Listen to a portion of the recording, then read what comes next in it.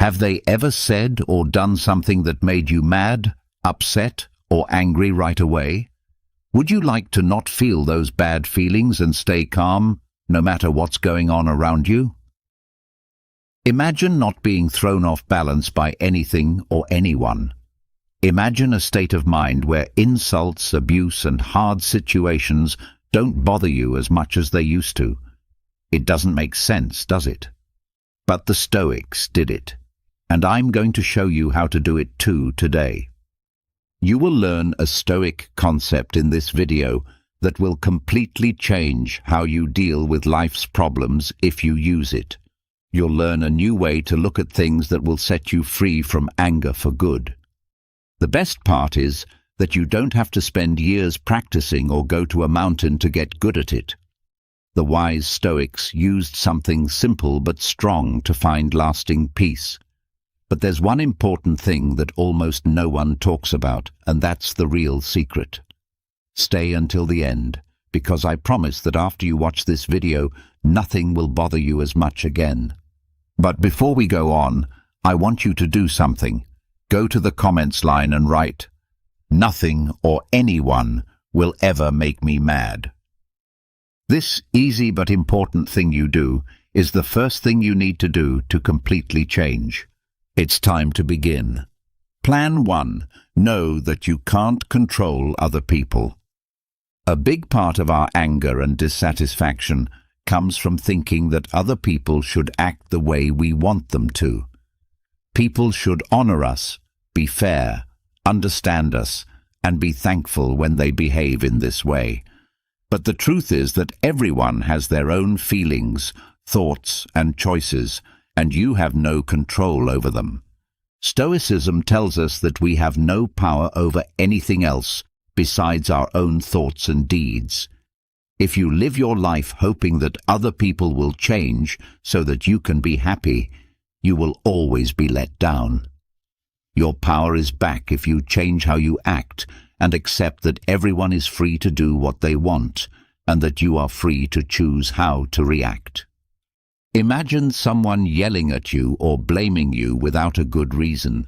You can lose control and get angry, or you can tell yourself, "I can't control what this person says or does, but I can control how I react." Then you choose to stay calm instead of getting angry. No one else can give you peace but yourself. You are free when you stop trying to control other people. It lets you let go of the weight of anger and irritation. It helps you accept people for who they are, without expecting too much from them. And most importantly, it gives you peace of mind to know that your mind stays steady, calm, and unshaken, even when the world is in chaos. Before I go on, please enjoy this video and share it with others so that it can reach even more people. Also, if you don't want to miss any of my movies in the future, please subscribe and turn on the bell. Plan 2. Do not let anything bother you. We make a big mistake when we think that what other people say or do shows how valuable we are. We feel attacked directly when someone hurts us, rejects us, or acts like they don't care about us. But the truth is that what other people do has nothing to do with you. It has everything to do with them. Every person acts based on their own experiences, scars, thoughts and feelings. If someone is rude to you, it's probably not because they think you deserve it, but because they are having a bad day. If someone attacks you for no reason, it shows what's going on in their mind, not yours. When you know this, you stop seeing things as attacks on your person and start seeing them for what they are, expressions of how other people are feeling and thinking. Let's say someone yells at you for no reason. If someone makes you angry, you can give them that anger back, or you can stop and ask yourself, is this really about me? The answer is no most of the time. What they did was a result of their anger, fear, and current inner conflicts. It's not about you. Getting upset about things takes away your peace. Every mean word or attitude hurts, and every bad statement is an offense. But if you choose not to take in other people's bad vibes, you stop being affected by them. Plan 3. Think about how helpful your anger is. We feel angry a lot of the time. It gets us excited and makes us feel like we're in charge. But does it really do anything? Ask yourself this important question the next time you're angry. Will getting angry change anything? If they said no, you'll know that your anger is just a waste of time and energy. Just think about it. How many times have you been mad about something and then decided it wasn't worth it? In a fit of anger, you may have argued with someone, broken something, or said something you later felt bad about. But in the end, nothing changed except your stress level and your guilt. It is taught in Stoicism that we should not let harmful feelings take over our lives. That's not the point. The point is to figure out if they help us or not. Let's say someone insults you. It's possible to lose your temper, but that will only make things worse. Instead, you should ask yourself, will getting angry make things better? Once you ask, is the answer no? You will know the answer. So why give power to something that doesn't help you? When you're angry, you destroy everything in your way, but you become really strong when you learn to use your anger to solve problems instead of fueling it. Think about what you can change instead of what you can't change. This will help you stay strong. When you start to get angry, ask yourself, is it really worth it? Let it go if the answer is no. Your peace is more valuable than any short-term urge. Plan 4. Learn to wait before you act. One easy thing makes the difference between someone who lets their emotions run their life and someone who controls them: the time they take to think before they act. Because anger makes us act without thinking, say things we later wish we hadn't, and make choices that make things worse. But when you learn to pause, you can choose what to say next. Don't act right away when something makes you mad. Take a deep breath and count to 10 if you need to. Most importantly, pay attention to how you feel without letting it control you. Is this really worth my anger? What's going to happen if I act without thinking? How am I going to feel after? When you take a short break, you usually see that things aren't as bad as they seemed at the time. This is what the Stoics called self-control. It's not the facts that bother us, Epictetus said, but how we understand them. You can fight back with anger if someone yells at you, or you can take a moment to calm down and realize that the problem is not with you, but with them. If you wait before you act, you can keep your power and avoid giving in to urge. The goal of emotional control is not to hide how you feel, but to give it enough room to not take over your life. If you regularly pause, you'll find that many things that used to bother you no longer bother you at all. It's not that you don't care, it's just that you've learned to think things through before acting on them. Plan 5. Keep in mind that everything is only temporary. When something bothers you, it seems like that's all there is to worry about. Your mind is filled with anger, your heart beats faster, and you feel like you need to move right away. One thing is for sure, though: no feeling lasts forever. Think about all the times you were so mad about something that you can't remember it the next day. What looks like a mess now won't matter in a month. Time always helps you see things in a bigger picture. So why let a short-lived anger ruin your peace? People who follow the Stoics say that life is like a river. Nothing stays the same. Everything moves. Happiness, sadness, anger. Everything is short-term. Life is change. If you accept it, you will find peace, said Marcus Aurelius. When you start to get angry, take a moment to ask yourself, will this problem still matter in a week or next year? Most of the time, the answer will be no. Is it really worth ruining your present over something stupid? Being free means learning to see how everything changes. It keeps you from getting caught up in drama and helps you control how you act. You are stronger than any anger you feel right now.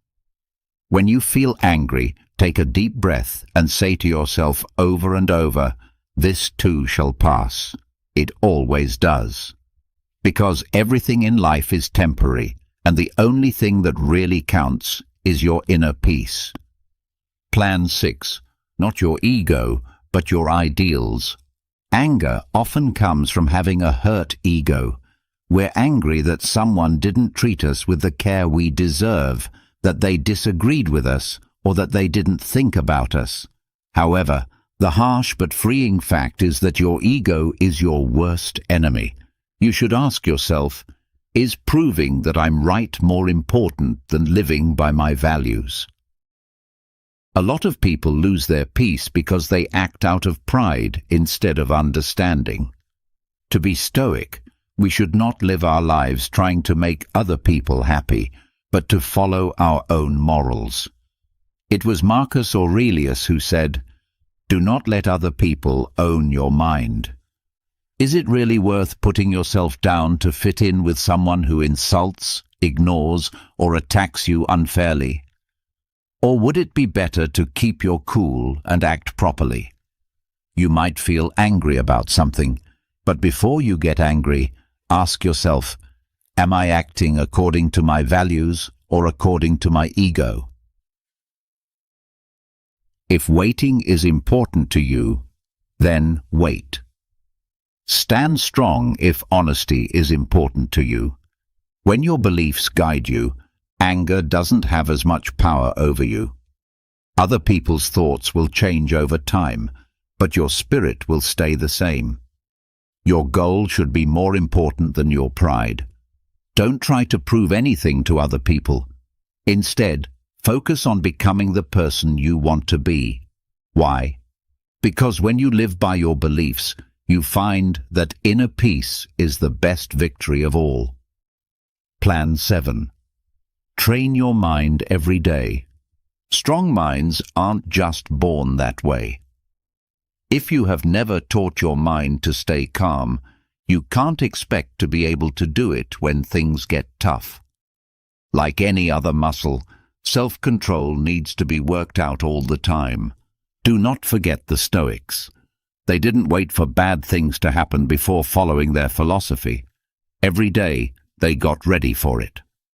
Marcus Aurelius thought about the problems he would have to deal with every morning. Insults, problems, and unfair treatment.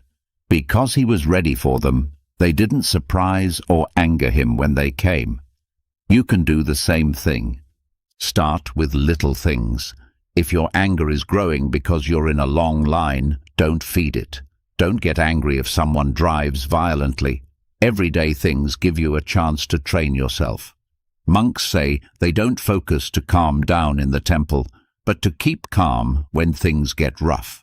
The training you give your mind is what will help you handle stress calmly when the real test comes. Ask yourself something strong. How can I make my mind stronger right now?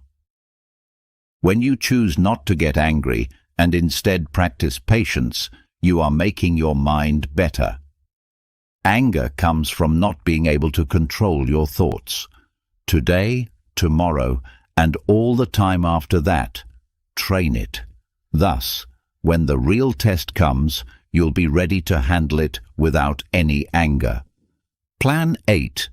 Spend time with people who make you feel calm. Moods can spread quickly. If you hang out with negative people, their way of seeing things will eventually show up in your own. It's easy for anger, rage, and complaining all the time to spread like a virus. Now think about the opposite. Have you ever noticed how some people just make you feel calm? These people are like fresh air to be around because they don't act on impulse or get angry, and just being around them can calm other people down. You should look for these people.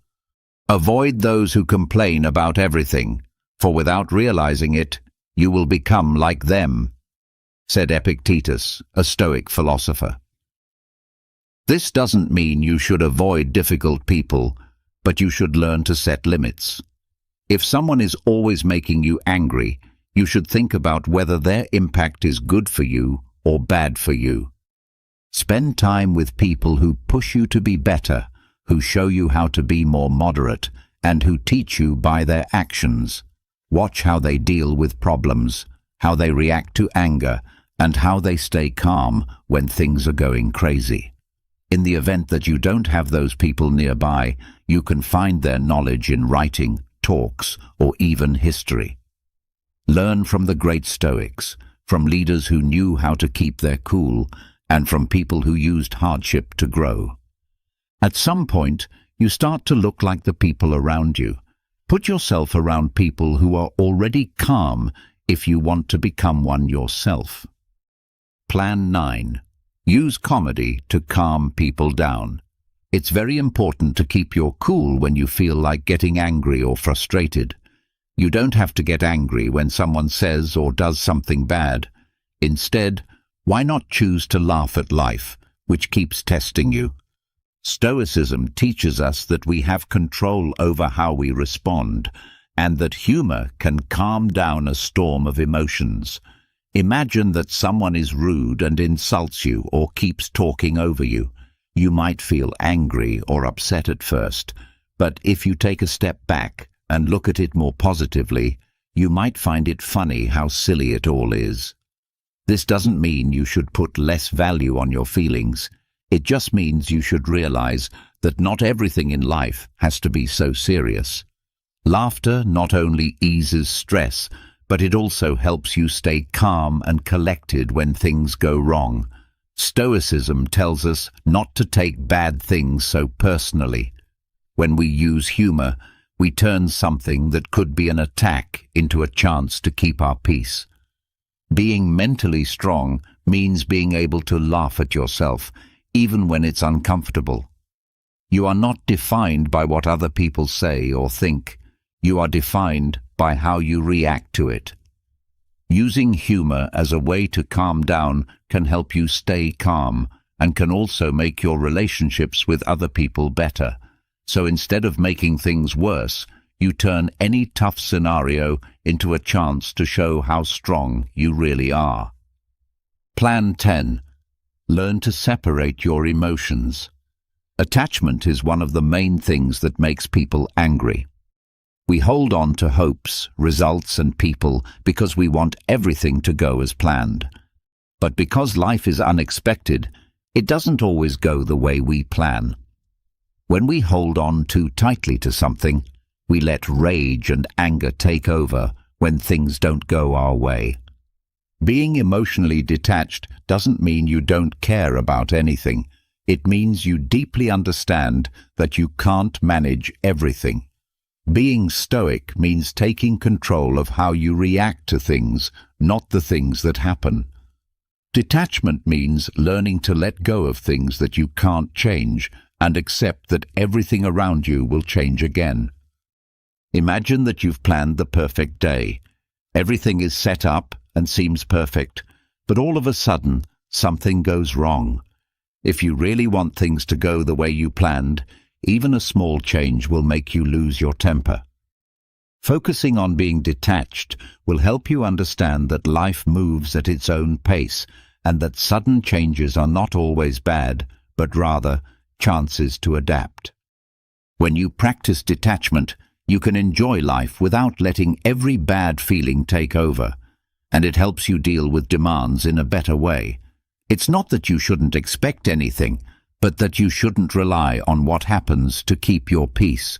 You will find great peace and be able to deal with any problem without losing your cool when you learn to let go of the things you can't change.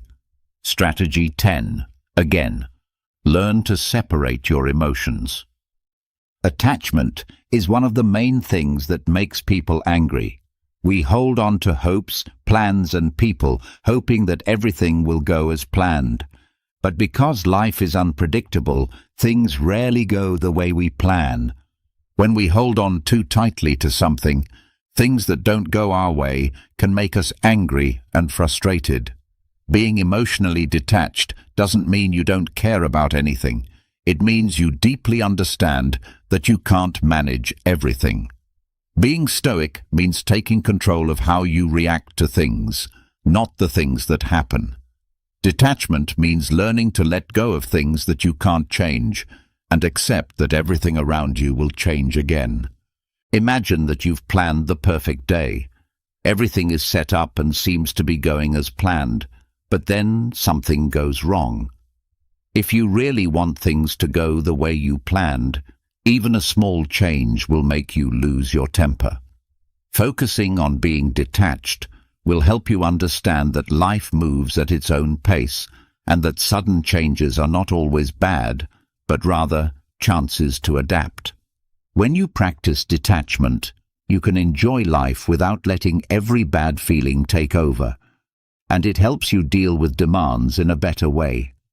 It's not that you shouldn't expect anything, but that you shouldn't rely on what happens to keep your peace.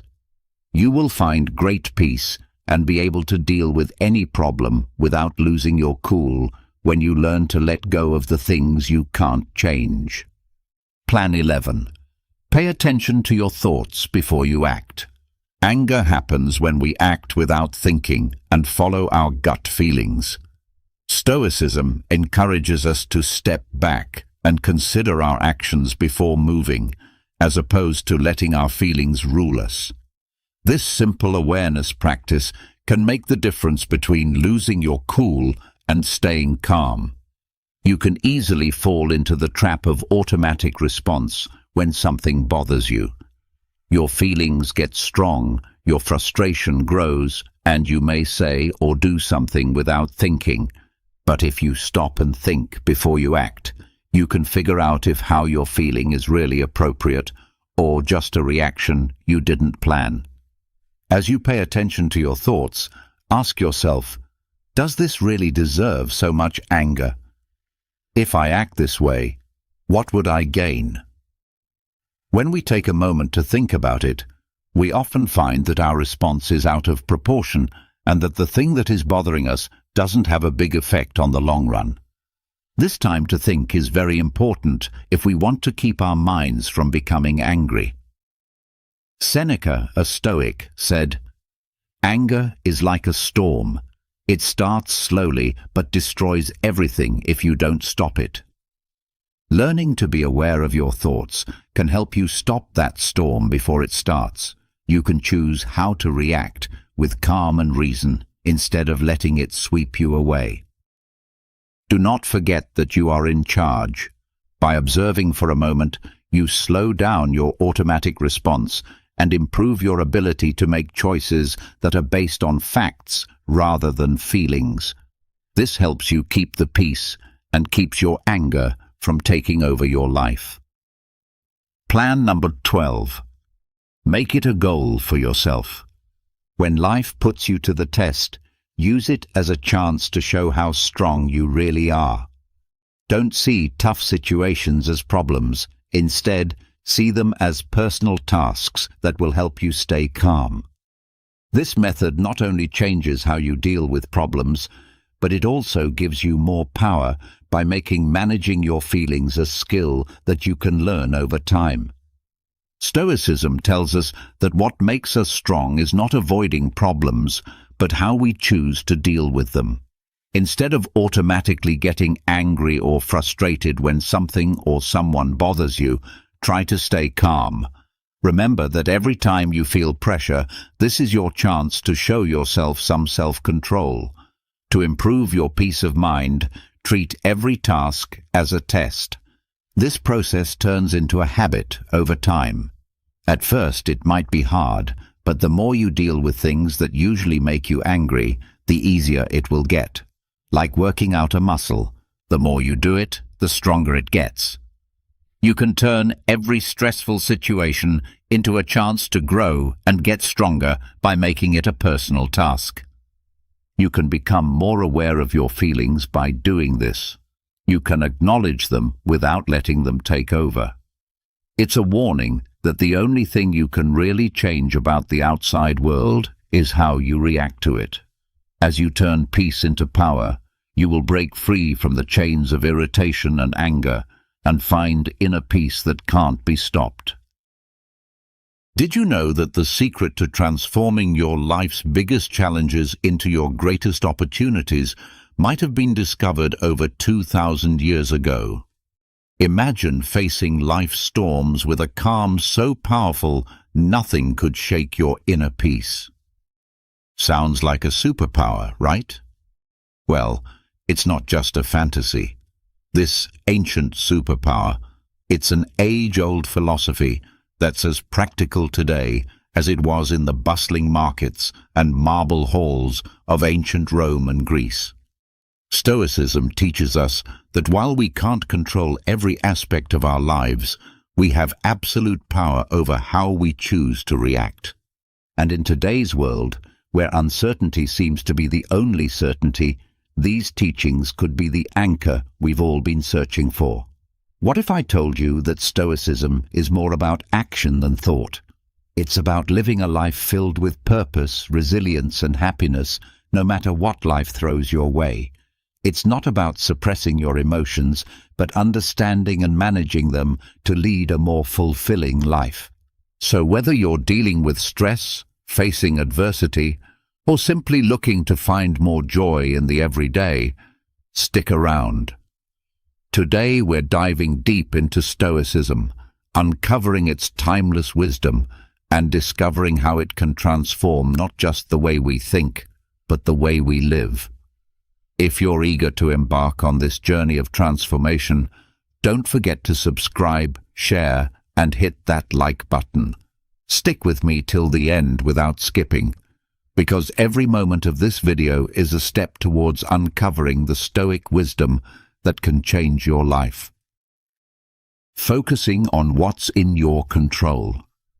Have you ever found yourself stuck in traffic, fuming over the delay, or scrolling through your phone only to get upset over a negative comment someone left on your post? It happens to the best of us. It's almost like our day-to-day life is filled with these little tests, challenging our mood and our peace of mind at every turn. But here's a game-changing perspective from the world of Stoicism that can turn all that frustration on its head. Stoicism, this incredible philosophy that dates back to ancient Greece and Rome, hands us this powerful tool, focusing on what's in our control. The great Stoic philosopher Epictetus once said, "It's not what happens to you, but how you react to it that matters." Think about that for a second. Traffic, bad weather, negative comments, these are all outside our control. We can't change them, no matter how much we wish we could. What we can change, however, is how we react to them. This idea isn't just ancient wisdom, it's backed by modern psychology too. Carl Jung, a giant in the field of psychology, famously stated, "I am not what happened to me. I am what I choose to become." This aligns perfectly with the Stoic practice.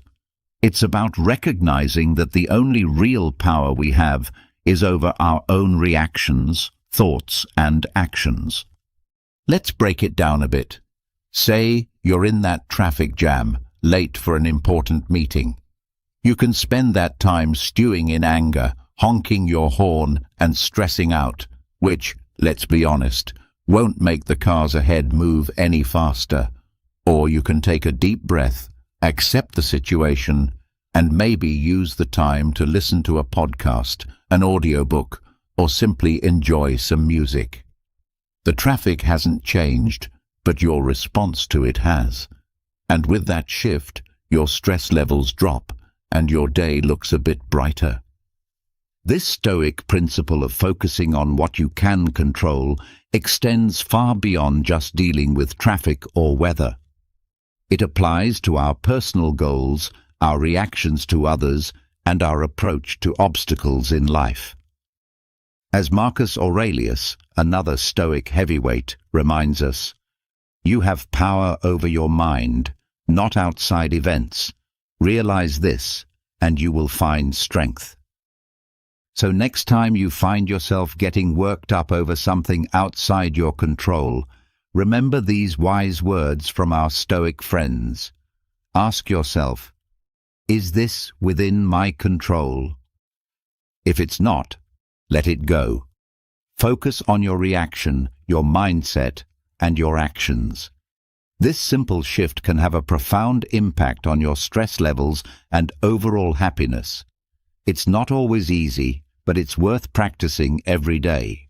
Remember, it's about progress, not perfection. And as we learn to focus more on what's in our control, we'll find ourselves not just surviving life's challenges, but thriving in spite of them. Stoicism teaches us the art of embracing obstacles as opportunities. It sounds counterintuitive, right? Most of us are programmed to view obstacles as just that, barriers to our success and happiness. But Stoics like Marcus Aurelius, Seneca, and Epictetus flip this narrative on its head. Embracing obstacles as opportunities. They tell us when life throws you a curveball, instead of asking, why me? Ask, what can I learn? This is a game changer. Marcus Aurelius, the Roman emperor and a Stoic philosopher, penned in his personal writings, the impediment to action advances action. What stands in the way becomes the way. What he means here is that every obstacle, no matter how daunting, not only tests our resilience, but also teaches us valuable lessons. It's about finding the silver lining in tough situations and using it to fuel our growth. This perspective isn't just ancient philosophy. It's backed by modern thinkers too. The famous psychologist Carl Jung said, "What you resist persists." By fighting against obstacles, we give them more power over us.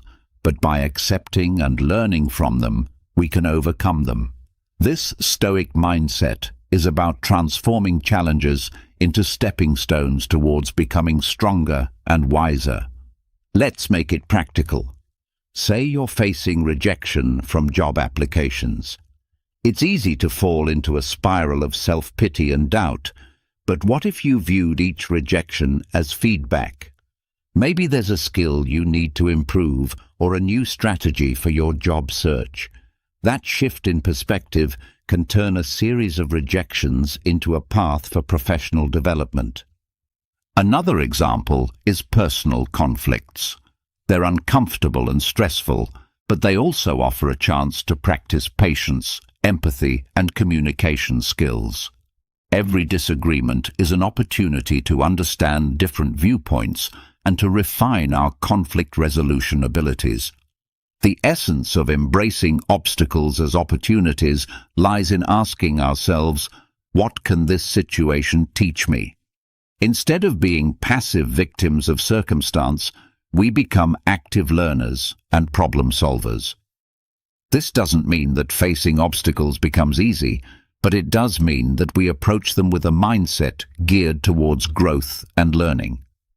Epictetus once said, "It's not what happens to you, but how you react to it that matters." This is the heart of Stoicism. It's about seeing beyond the immediate pain or frustration of an obstacle and finding the lessons and opportunities it presents. So when you're faced with a challenge, big or small, try to pause and reframe it.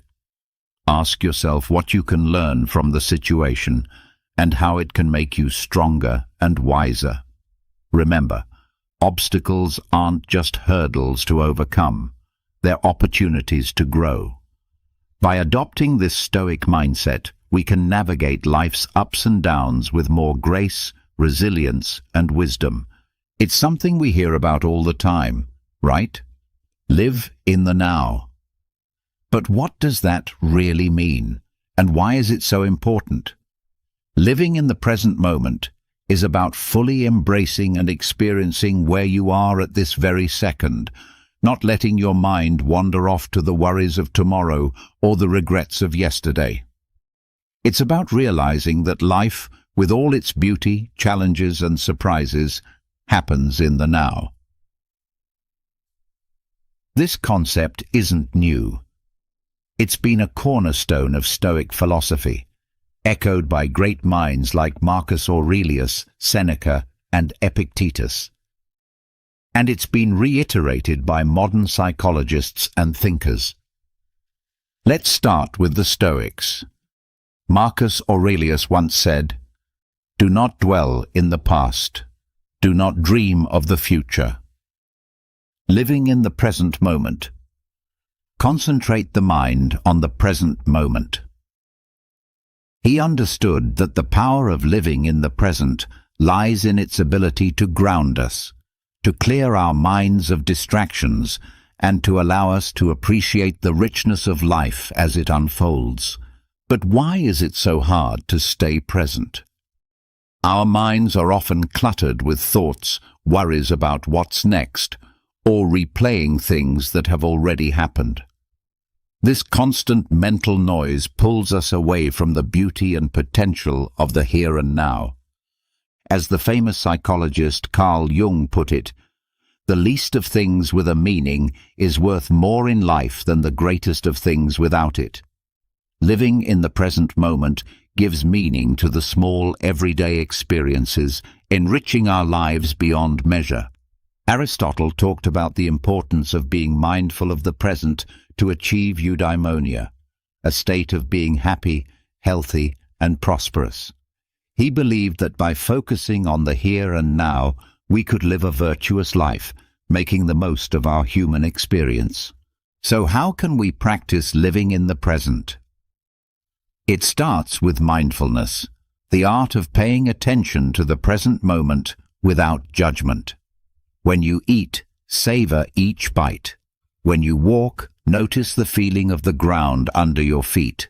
Listen actively when someone is speaking to you instead of planning what you're going to say next. These simple acts of mindfulness bring us back to the present, making our lives richer and more meaningful. Seneca offered this wisdom. True happiness is to enjoy the present without anxious dependence upon the future. He understood that anxiety about what's to come or what has been only serves to diminish our happiness in the now. Living in the present isn't about ignoring the future or forgetting the past. It's about finding a balance where we learn from our past and plan for our future without letting those activities consume our present. It's in this balance that we find peace and contentment. Remember, every moment is an opportunity to reset and refocus on the now. It's in the present that we live, love, and make memories. So let's make a conscious effort to be more present in our lives. Let's cherish the now, for this moment right here is where life truly happens.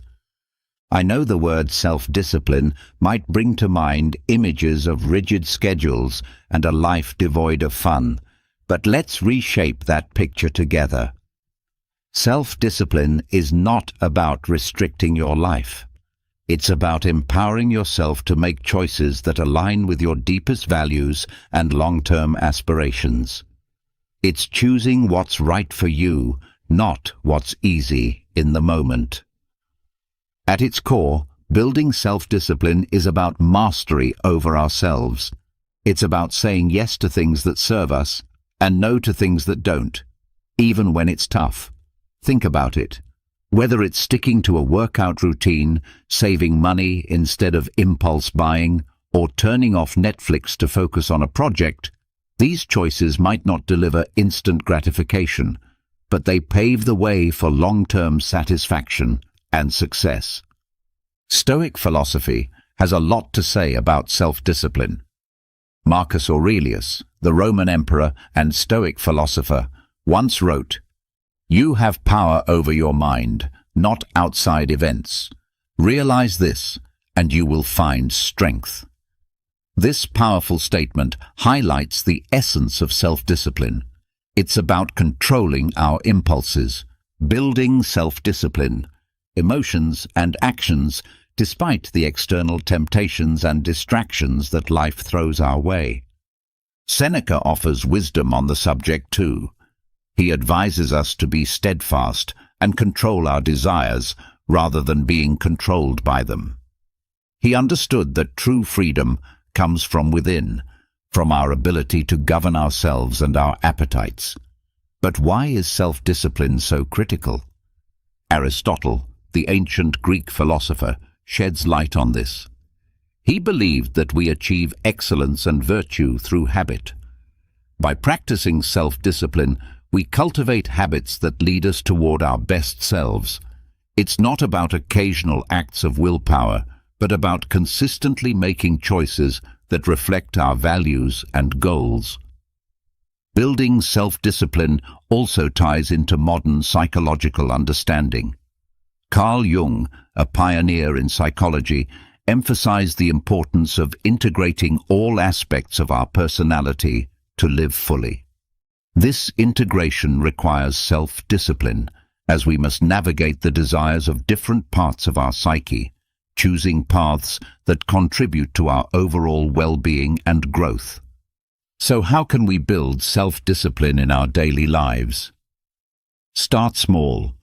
Pick one area you want to improve, whether it's your diet, exercise routine, or spending habits. Set clear, achievable goals and take it one day at a time. Remember, every time you make a choice that aligns with your goals, you're building the muscle of self-discipline. Epictetus reminds us, "No great thing is created suddenly." Self-discipline is built through small, consistent actions. It's about progress, not perfection. Every day presents new opportunities to practice self-discipline, to choose actions that move us closer to who we want to be. Building self-discipline is a journey. It's about finding balance between what we want now and what we want most. It's about making choices that might be hard in the moment, but will bring us closer to our goals, happiness, and peace in the long run. So let's commit to this journey together, supporting one another in choosing what's right, not what's easy. Remember, in the realm of self-discipline lies the path to achieving our dreams and living a life we truly love. When life throws its curveballs, we all experience a whirlwind of emotions. Feeling angry, sad, or frustrated is a natural part of being human. But here's the kicker. It's not just about the emotions we feel, it's about how we handle them. That's where the magic of emotional resilience comes in. Emotional resilience is like this superpower that allows us to navigate through life's storms with grace and come out stronger on the other side. It's about acknowledging our emotions, understanding them, and then taking positive steps to move forward rather than being swept away by the tide of our feelings. The Stoics had a lot to say about this. Marcus Aurelius, for example, reminds us, "You have power over your mind, not outside events. Realize this, and you will find strength." This profound insight touches the essence of emotional resilience. It's about recognizing that while we might not have control over what happens to us, we have control over how we respond. Developing emotional resilience. Our emotions don't have to control our actions. Seneca offers wisdom on facing adversity without losing our composure. He teaches that life's hardships are tests of our character and resilience. By facing our feelings with understanding and patience, we can grow wiser and more robust. But how do we develop this emotional resilience? It starts with self-awareness. Being mindful of our emotions and reactions helps us understand ourselves better. It's okay to feel what we're feeling, But instead of reacting impulsively, we can choose to respond in a way that aligns with our values and long-term well-being. Aristotle spoke about the golden mean, finding the balance between excess and deficiency. This concept applies beautifully to emotional resilience. It's about finding a balanced response to our emotions, not suppressing them or letting them overpower us. Carl Jung, a pioneer in psychology, emphasized the importance of integrating all aspects of our psyche to achieve wholeness. Part of this process involves confronting our emotions, understanding them, and learning from them. This is at the heart of developing emotional resilience. So what can you do when you're in the grip of strong emotions? First, give yourself permission to feel. Acknowledge your emotions without judgment. Then, take a step back and try to understand what triggered these feelings. This reflection can provide valuable insights into your emotional patterns and triggers. Epictetus said, "It's not what happens to you, but how you react to it that matters." This is a powerful reminder that our reactions to our emotions can shape our experiences. Instead of being reactive, we can choose to respond in a way that is constructive and healing. Developing emotional resilience is a journey. It involves practicing mindfulness, self-reflection, and patience. It's about building a toolkit of coping strategies like journaling, talking to a trusted friend, or practicing relaxation techniques. Most importantly, it's about treating yourself with kindness and compassion as you navigate through your emotions. Emotional resilience is not about never feeling negative emotions. It's about learning to ride the waves of those emotions with grace and coming out on the other side stronger and more self-aware. By developing emotional resilience, we empower ourselves to face life's challenges with courage and poise. Let's embrace this journey together, supporting each other in becoming more emotionally resilient and ultimately living a more fulfilling life. The Stoics, including great minds like Marcus Aurelius, Seneca, and Epictetus, used this concept not to create fear, but to inspire a deeper appreciation for every moment. They believed that by keeping the inevitability of death in mind, we would live more fully, consciously, and with gratitude for the present. Marcus Aurelius, in his Meditations, often reflected on the transience of life, encouraging us to live in a way that's true to our values and to make the most of the time we're given. You could leave life right now. Let that determine what you do and say and think, he wrote. This isn't about being morose. It's a call to action, a reminder to focus on what truly matters. Memento mori, remember you will die. To let go of petty concerns and to live with purpose and integrity. Seneca too spoke about the shortness of life, urging us not to waste time on trivialities, but to focus on creating a meaningful existence. He believed that being mindful of death encourages us to live more wisely and to cherish our relationships and experiences. Epictetus emphasized the importance of focusing on the present and making the best use of our time. By remembering that we won't live forever, we're more likely to live ethically and to appreciate the beauty and richness of life. But how can we incorporate memento mori into our own lives without it feeling like a dark cloud over our heads? It starts with shifting our perspective. Instead of seeing the awareness of death as something fearful, we can view it as a powerful motivator to live our lives to the fullest. It's about embracing the present, not postponing our dreams or happiness for some undefined future that's not guaranteed. Think about the things you've been putting off. Maybe it's pursuing a passion, reconnecting with loved ones, or simply taking time to appreciate the small joys of everyday life. Memento mori reminds us not to take our time for granted. It encourages us to live more authentically, to say what we mean, to love openly, and to be present in our lives. This concept also teaches us to appreciate the impermanence of life, which in turn deepens our gratitude for the moments we have.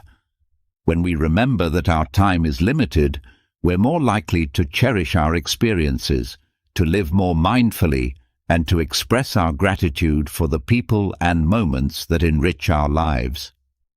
So let's use memento mori not as a source of fear, but as a catalyst for growth, gratitude, and a deeper appreciation of life.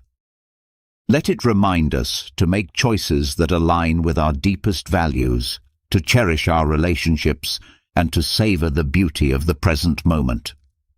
Remembering that we will die one day encourages us to live more fully today. In embracing memento mori, we find a powerful reminder to live not in fear of death, but in celebration of life. Let's make every moment count, not because we're afraid of its end, but because we're in love with life itself. Let's live in a way that when our time does come, we can look back with no regrets, knowing we lived fully, loved deeply, and appreciated the incredible journey that life is. It's fascinating how such a simple concept can have a profound impact on our lives. It's about shifting our focus to what we have rather than dwelling on what we're missing. This practice can be a real game changer, especially on those days that feel like an uphill battle. The Stoics, wise as they were, had a lot to say about gratitude. They believed that happiness doesn't come from having more, but from appreciating what we already have. Marcus Aurelius often wrote about the importance of focusing on the present and finding joy in the simple things. He said, "When you arise in the morning, think of what a precious privilege it is to be alive, to breathe, to think, to enjoy, to love." This is gratitude in its purest form, recognizing the value of life itself and the many gifts it offers us each day. Practicing gratitude. Seneca talked about how our desires can lead us astray, always chasing after more and never finding true satisfaction. He suggested that by focusing on what we have and understanding that the best things in life are already within our grasp, we can find real contentment. Epictetus, known for his practical approach to Stoic philosophy, encouraged his followers to appreciate their current circumstances, whatever they might be. He believed that by accepting and finding value in our present situation, we could live a more fulfilled life. But how do we practice gratitude, especially when life throws curveballs our way? It starts with making it a daily habit. Each morning or evening, take a moment to reflect on 3 things you're grateful for. It could be as simple as a warm cup of coffee, a conversation with a friend, or the beauty of a sunset. This practice helps to rewire our brains to focus on the positive, boosting our mood and overall outlook on life. Gratitude also means embracing the challenges and finding lessons within them. Instead of asking, "Why is this happening to me?"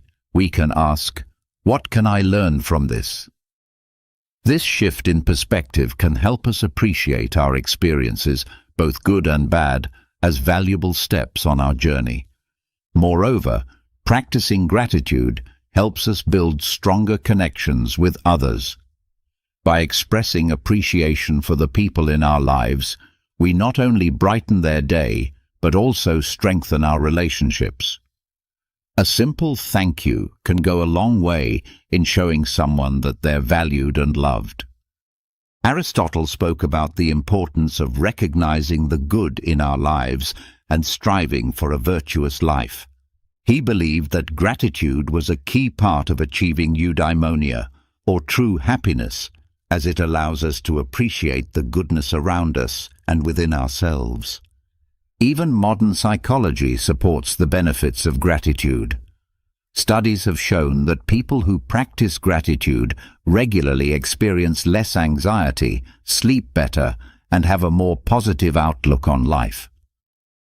It's like Carl Jung said, the word happiness would lose its meaning if it were not balanced by sadness. By acknowledging and being grateful for the full spectrum of our experiences, we find a deeper, more authentic form of happiness. So let's make gratitude a cornerstone of our daily lives. Let's celebrate the small victories, cherish the moments of connection, and find joy in the simple pleasures. By focusing on what we have, not what we're missing, we can cultivate a sense of abundance and happiness that shines from within. Remember, it's not happiness that brings us gratitude. It's gratitude that brings us happiness. Let's fill our glasses half full, raise them high, and toast to the beauty of gratitude in our lives. Cheers to finding the silver lining, even on the cloudiest of days. The Stoics had a profound understanding of personal excellence. They believed that excellence, or virtue, is the sole good, and that everything we do should aim towards living a virtuous life. Marcus Aurelius, for instance, is a prime example of someone who strived for personal excellence. He once said, "Waste no more time arguing about what a good man should be. Be one." This simple yet powerful statement encapsulates the essence of personal excellence. It's about embodying the values we admire and striving to live by them every day. Focusing on personal excellence. Seneca emphasized the importance of self-improvement and learning. He advocated for a life lived in accordance with nature and reason, suggesting that true excellence comes from within and is reflected in our actions and choices. Epictetus highlighted the role of personal responsibility in achieving excellence. He taught that our reactions, our emotions, and our will are within our control, and mastering them is key to living a life of virtue. But what does focusing on personal excellence look like in our day-to-day lives? It starts with setting personal standards based on our values and aspirations, not societal expectations or the achievements of others. It's about knowing who we are, understanding our strengths and weaknesses, and taking consistent steps towards improvement. Personal excellence is also about resilience. It's about how we respond to setbacks and failures, not just our successes. Like Aristotle said, excellence is never an accident. It is always the result of high intention, sincere effort, and intelligent execution. It represents the wise choice of many alternatives. Choice, not chance, determines your destiny. This means embracing challenges as opportunities to learn and grow, rather than seeing them as obstacles. Moreover, focusing on personal excellence involves cultivating a growth mindset, a concept championed by modern psychology. It's the belief that our abilities and intelligence can be developed through dedication and hard work. This mindset encourages us to embrace challenges, persist in the face of setbacks, and see effort as a path to mastery. Personal excellence also means living authentically. It's about being true to ourselves and our values, even when it's not easy. It's about making choices that reflect who we are and who we want to be, and taking pride in our journey, including the struggles and the triumphs. Practicing gratitude, as we discussed earlier, ties into personal excellence too. By appreciating what we have and where we are on our journey, we foster a positive outlook that supports our growth and well-being. So let's commit to focusing on personal excellence, Let's set our own standards, embrace our unique paths, and take pride in our progress. Remember, it's not about being perfect. It's about being proud of who we are and how we live. It's about celebrating our efforts, learning from our experiences, and always striving to be the best versions of ourselves. Together, let's make personal excellence not just a goal, but a way of life. In a world saturated with social media, where likes, follows, and comments often dictate our self-worth, it's easy to fall into the trap of valuing ourselves through the lens of others' opinions. But here's a liberating truth. Your worth isn't based on external validation. It's about being true to yourself, embracing your authenticity, and living in alignment with your values. The Stoics, those ancient philosophers we keep turning to for timeless wisdom, had a lot to say about this. They taught that our inner peace and freedom come from focusing on what's within our control, our actions, our thoughts, our integrity, not the fluctuating opinions of others, not caring what others think. Marcus Aurelius wisely stated, "I have often wondered how it is that every man loves himself more than all the rest of men, but yet sets less value on his own opinion of himself than on the opinions of others." This striking observation highlights the paradox many of us live with, valuing others' judgments over our own self-assessment. Seneca echoed this sentiment by emphasizing the importance of living a life true to oneself, not one shaped by the expectations or approval of others.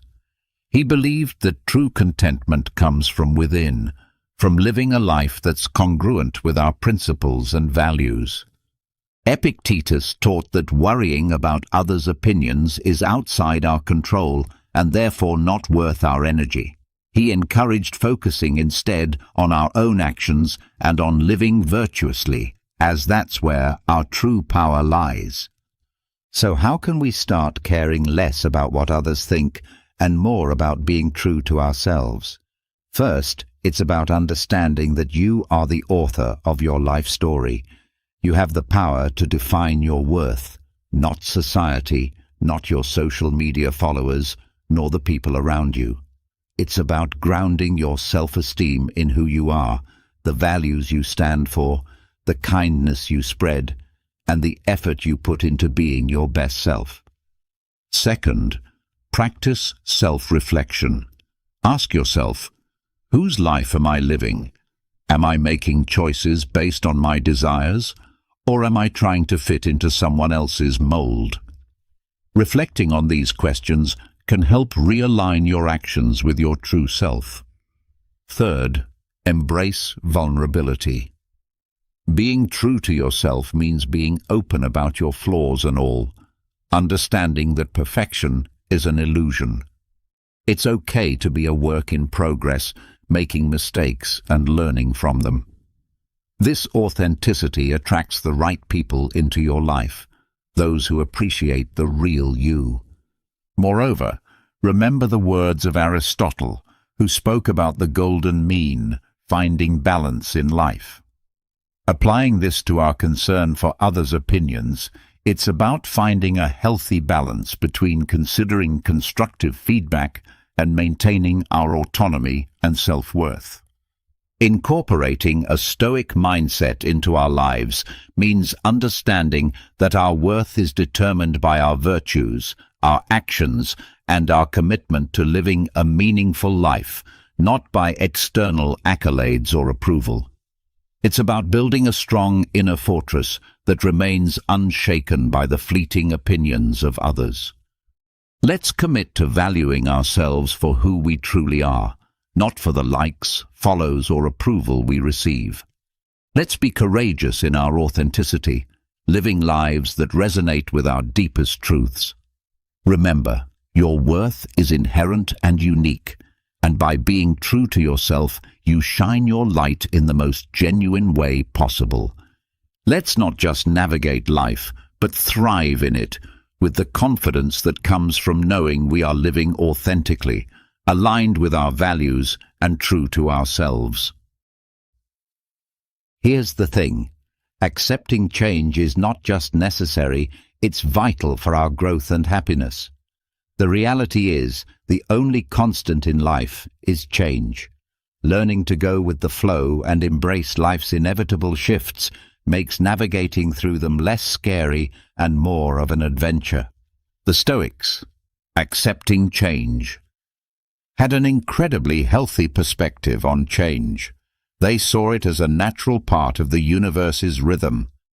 Marcus Aurelius said, "Accept whatever comes to you woven in the pattern of your destiny, for what could more aptly fit your needs?" This profound acceptance of change as part of the fabric of life helps us understand that each change, whether we perceive it as good or bad, has its place in our story.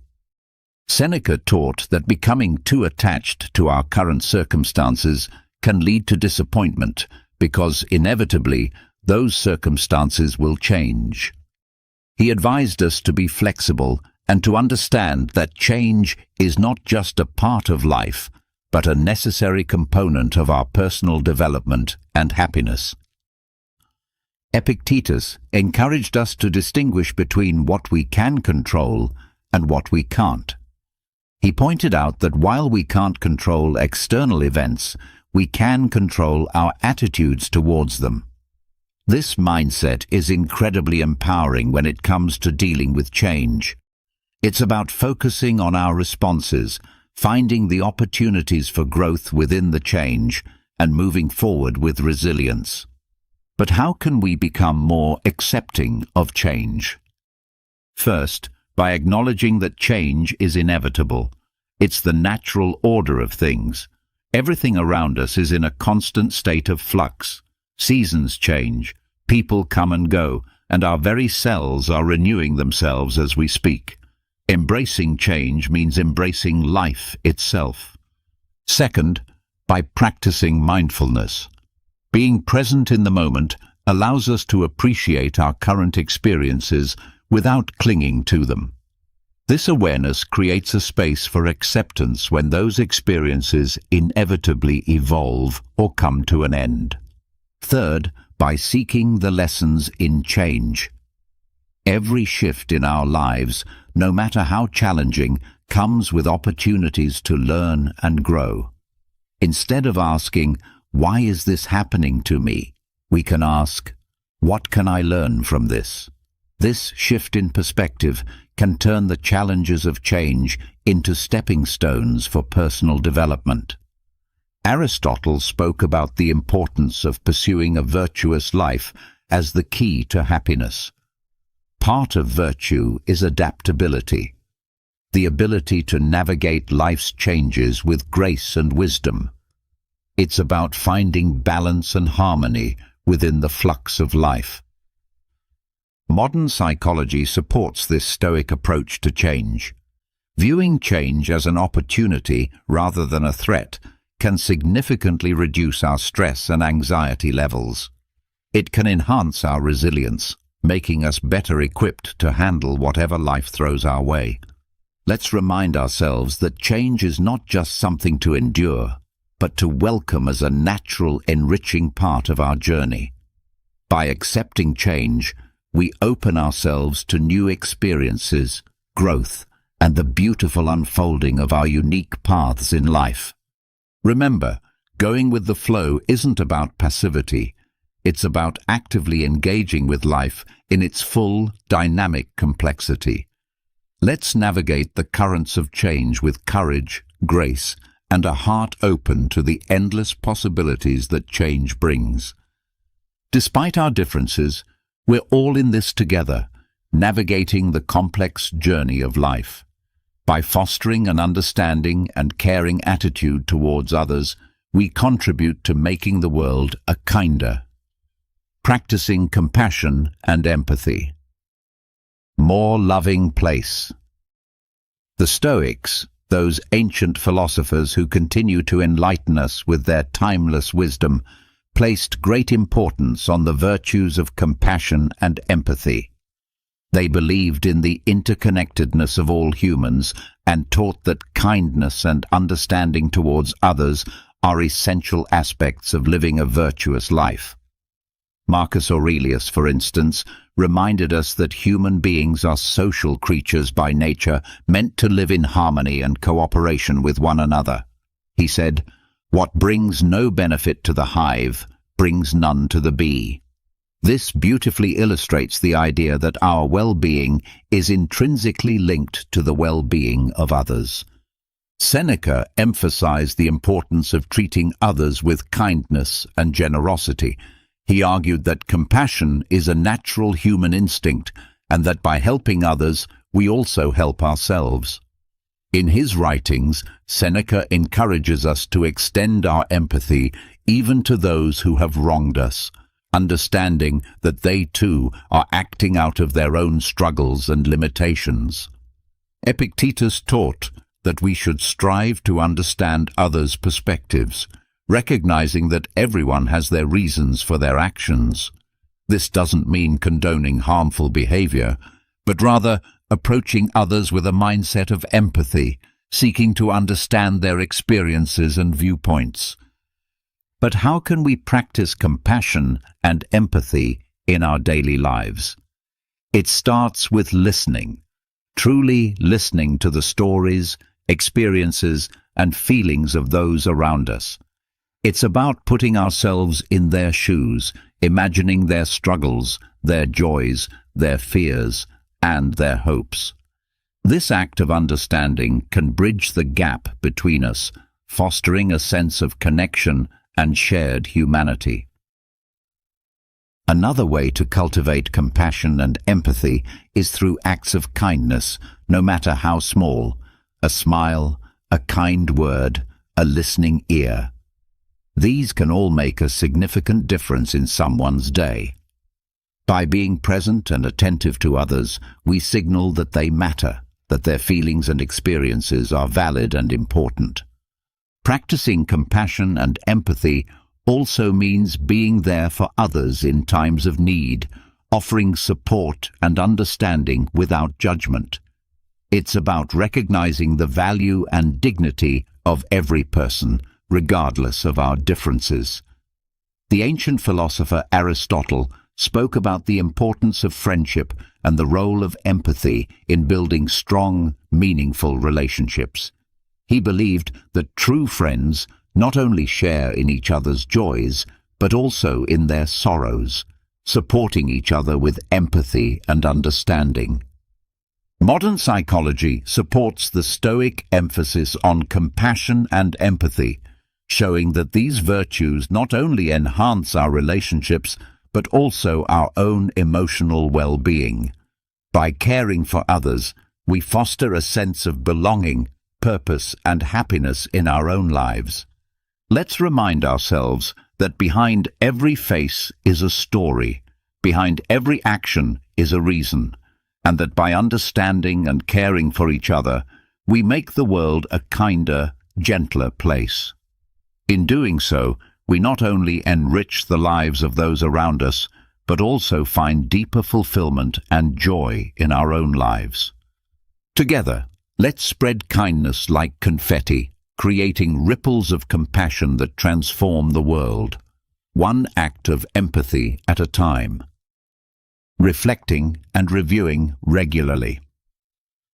This is about taking a pause, a real, meaningful pause, to look back on our actions, our thoughts, and the paths we've tread.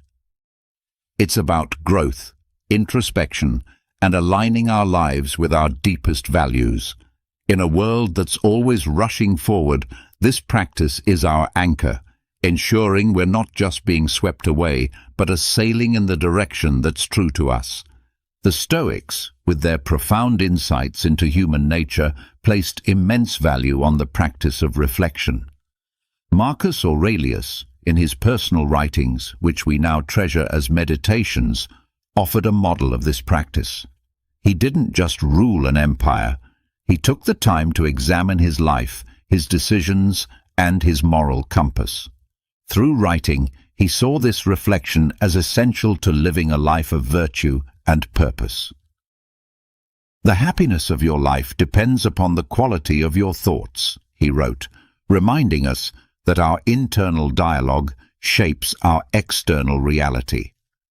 Seneca recommended regular self-assessment as a way to foster self-improvement and wisdom. He likened life to a play, suggesting that we periodically review our roles and performances. Are we acting in harmony with the character we wish to embody? Are our actions reflective of the script we value, the script of our lives? Epictetus encouraged his students to end each day with a review of their actions and attitudes. This wasn't about self-criticism, but about self-awareness and growth. He urged us to ask ourselves, what did I do well? What did I do wrong? What duties left undone?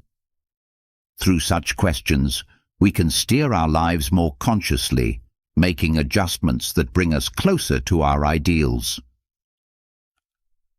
But how do we incorporate this Stoic practice of reflection and review into our modern lives? First, by making it a habit. Dedicate a few minutes each day, perhaps before bedtime, to reflect on your day. What were your victories? Where did you face challenges, and how did you respond? This practice can start as a mental exercise, but writing it down can enhance its benefits, giving you a tangible record of your journey. Second, use reflection as a tool for gratitude.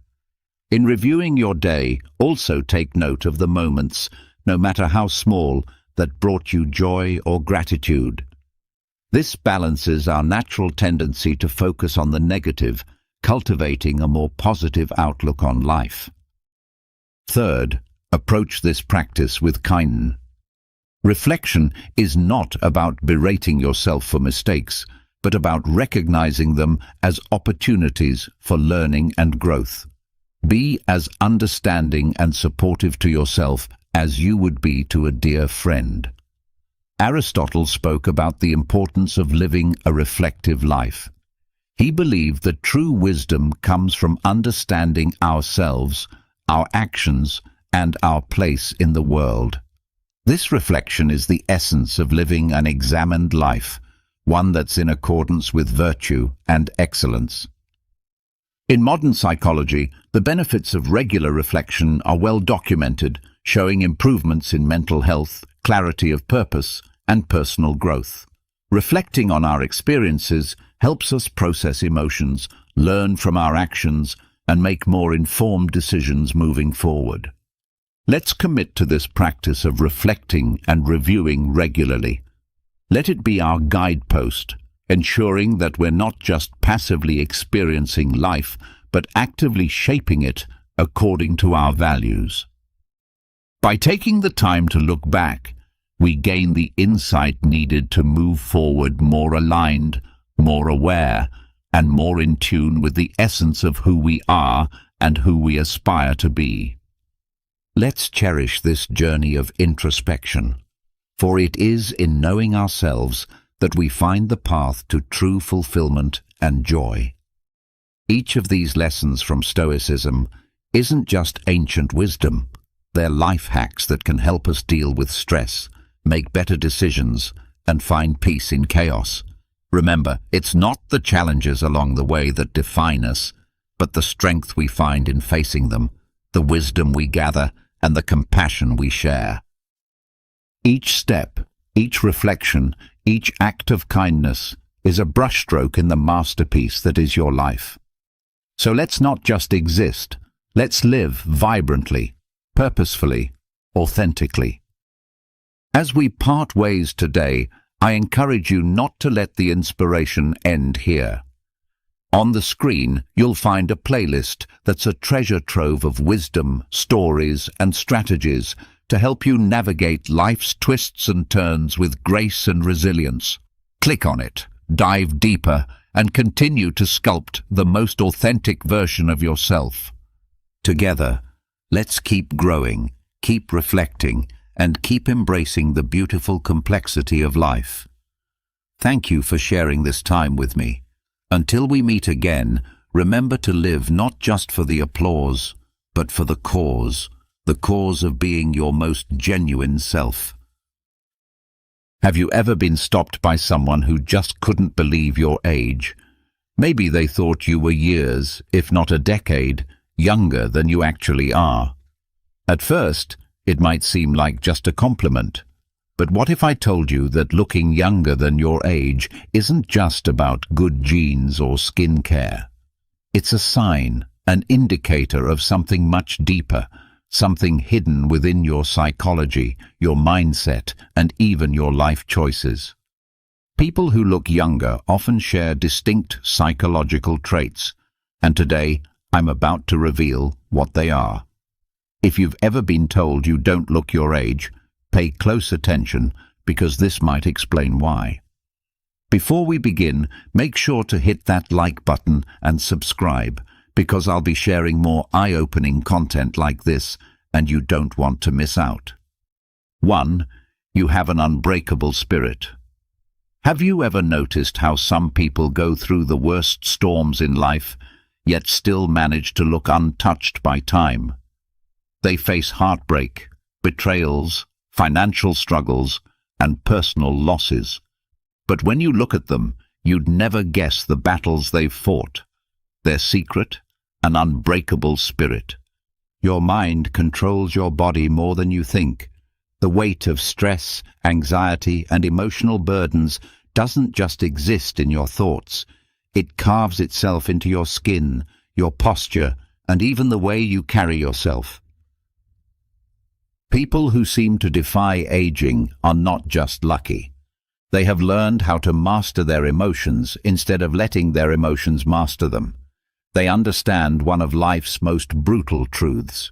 Stress is a silent killer, and it doesn't just take away your peace, it takes away your youth. Look at those who age prematurely. More often than not, they are people who have allowed stress to consume them. They dwell on their failures, hold on to grudges, and live in a constant state of worry. This mental state forces the body into survival mode, increasing cortisol levels, the stress hormone responsible for wrinkles, dull skin, and overall exhaustion. It doesn't just make you look older, it makes you feel older too. But then there are those who refuse to let stress dictate their lives. No matter what happens, they get back up. They take the blows, but they don't let the bruises remain. They have this deep-rooted resilience, a kind of mental toughness that keeps them from drowning in negativity. And guess what? Their faces reflect that strength. Their skin remains vibrant, their eyes stay full of life, and their presence radiates energy. If you've ever been told that you look younger than your age, ask yourself, are you someone who keeps moving forward despite hardships? Do you laugh in the face of adversity instead of letting it break you? If so, you may have cracked the ultimate secret to agelessness, not just in appearance, but in spirit. And if you haven't yet mastered this, the best time to start is now.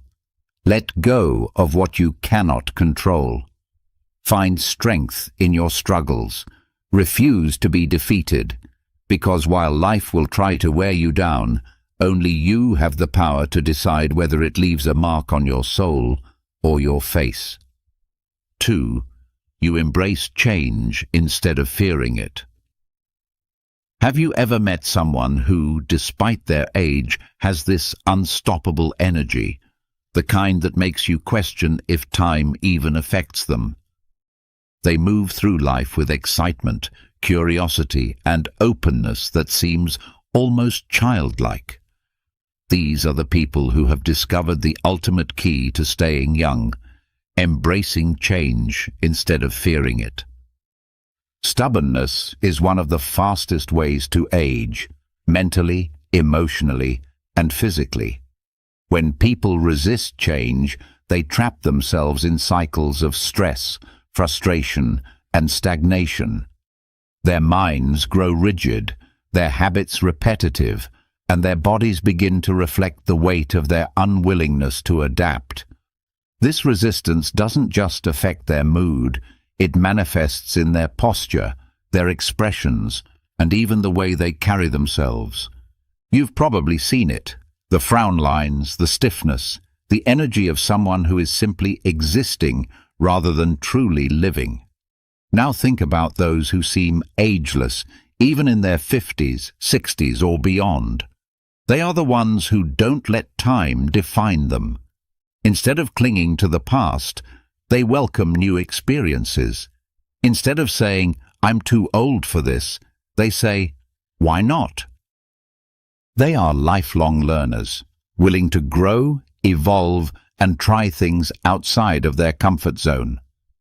This flexibility isn't just good for the soul, it's a powerful anti-aging weapon. Science backs this up. People who constantly learn new skills, explore different ideas, and remain socially and intellectually engaged maintain stronger brain function and healthier bodies.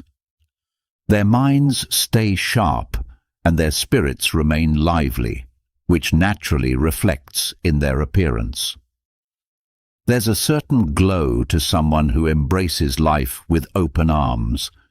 Their faces don't carry the heaviness of regret or the stiffness of resistance. Instead, they radiate a youthful energy that is undeniable. So if you ever wonder why some people look much older than they are, while others seem to defy time, look at their attitude toward change. Those who resist it age faster, both inside and out. But those who flow with life, who see every twist and turn as an adventure, remain youthful not just in looks, but in spirit.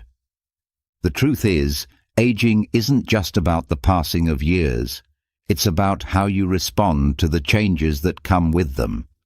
If you refuse to evolve, you will feel old long before your time.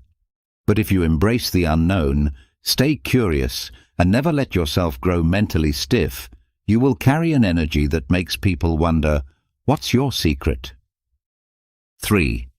Your mind is always curious. Have you ever met someone whose energy is so vibrant, so alive, that they seem untouched by time? They could be 40, 50, or even 60, yet they have the spark of someone half their age. What's their secret? It's not just good genetics or a fancy skincare routine. It's their curiosity. Most people assume that youth is only about how you look, but that's a lie. True youth starts in the mind. The moment you stop being curious, stop asking questions, stop learning, you start aging in ways that no anti-aging cream can fix. A dull mind leads to a dull body. People who let life become repetitive, who settle into routines without ever exploring new things, slowly lose the energy that once made them shine. You can see it in their posture, in their tired eyes, in the way they speak. They aren't living, they're simply existing. Now contrast that with someone who is endlessly curious. These are the people who never stop learning, who always want to know more about the world, about people, about themselves. They pick up new hobbies, ask deep questions, challenge their own thoughts, and see life as an adventure rather than a burden. Their minds stay sharp, and as a result, their bodies follow. Science backs this up. Mental stimulation keeps the brain active, reducing cognitive decline and even slowing down the aging process. But curiosity does more than just keep your mind fresh. It changes your entire energy. Have you ever noticed that people with youthful curiosity have a certain glow? Their eyes are brighter, their expressions are more animated, and they carry an aura of excitement. They don't see life as something that's slipping away. They see it as something to keep discovering. And that mentality alone reflects in their physical appearance. So if people often tell you that you look younger than your age, take a moment to think. Are you someone who is always curious? Do you find joy in learning new things? Do you challenge yourself to grow instead of just going through the motions? If the answer is yes, then you've unlocked one of the most powerful secrets to staying young. Because the truth is, youth isn't just about the years you've lived. It's about the fire in your mind. Keep that fire alive, and time will never truly catch up with you. 4. You express your emotions freely. Have you ever noticed how some people carry the weight of the world on their faces? Their eyes seem tired, their expressions hardened, and their presence feels heavy, as if life itself has worn them down. Now compare them to those who look younger than their age. Their faces are lighter, their eyes brighter, and there's a softness in the way they carry themselves. What's the difference? Emotional expression. Emotions are not meant to be locked away. When you suppress your feelings, whether it's sadness, anger, frustration, or even joy, you create an inner tension that your body absorbs. It builds up like poison, increasing stress levels, tightening your muscles, and manifesting as deep lines on your face. Years of unexpressed emotions don't just weigh down your mind, they physically alter your appearance. Think about someone who holds in their emotions all the time. They keep a straight face, never allowing themselves to fully laugh, cry, or speak their truth. Over time, this emotional suppression takes a toll. Stress hormones like cortisol rise, accelerating aging by damaging skin elasticity, draining energy, and even weakening the immune system. These are the people who look older than they are, not because of genetics, but because of the emotional weight they refuse to release. Now look at those who age gracefully, who look younger than their years. What do they have in common? They allow themselves to feel. When they're happy, they don't hold back their laughter. When they're sad, they don't pretend to be fine. They cry, they talk, they release. They are emotionally honest, and this honesty keeps them youthful. Their faces don't carry the tension of years of unspoken words or suppressed pain. Instead, they remain expressive, vibrant, and full of life. It's no surprise that cultures that encourage open emotional expression tend to have people who appear more youthful and energetic. Emotional release is a natural anti-aging tool, one that no expensive product can replace. Studies show that people who openly express emotions tend to have lower levels of stress and better overall health, both physically and mentally. So, if you've ever been told that you look younger than your age, it might not just be because of good skincare or genetics. It could be because you don't let emotions rot inside you. You speak, you laugh, you cry, and you release. And in doing so, you free yourself not just mentally but physically. Because the truth is, the face is a reflection of the soul, and those who let their emotions flow freely, they stay young, not just in appearance, but in spirit. 5. You surround yourself with positive energy. Have you ever walked into a room and immediately felt drained, as if the air itself was heavy? Or spent time with someone who, after just a few minutes, left you feeling exhausted? That's because energy is contagious, whether it's positive or negative, and if you constantly expose yourself to negativity, it doesn't just affect your mind, it slowly wears down your body, making you age faster. The truth is, the people you surround yourself with have a direct impact on your youthfulness. If you're constantly around individuals who complain, criticize, or drain your energy with their pessimism, it physically takes a toll on you. Stress levels rise, your body tenses up, and over time you start carrying that negativity in your posture, your face, and even your health. You see it in people who seem far older than their actual age. Tired eyes, deep frown lines, and an overall heaviness in their presence. But then there are those who look effortlessly young, no matter their age. They have a radiance, a glow, an energy that feels alive. What's their secret? They carefully choose their environment. They spend time with people who lift them up, who inspire them, who bring laughter instead of complaints. They know that negative energy is a slow poison, and they refuse to let it infect their lives. Science backs this up. Studies show that positive social interactions reduce stress hormones and even slow down the aging process at a cellular level. Laughter, genuine connection, and uplifting conversations don't just make you feel better, they keep your body younger. Ever wonder why some people seem to glow with youth despite their years? It's because they surround themselves with people who fill them with life, not drain it from them. Look around you. Are the people in your life adding to your energy or taking from it? If you find yourself constantly surrounded by negativity, it might be affecting you in ways you don't even realize. But the good news is, you have the power to change it. Choose positivity, and your body will thank you for it.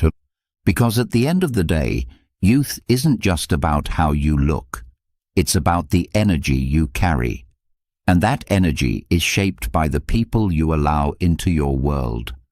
So if you've been told that you look younger than your age, it might not just be luck.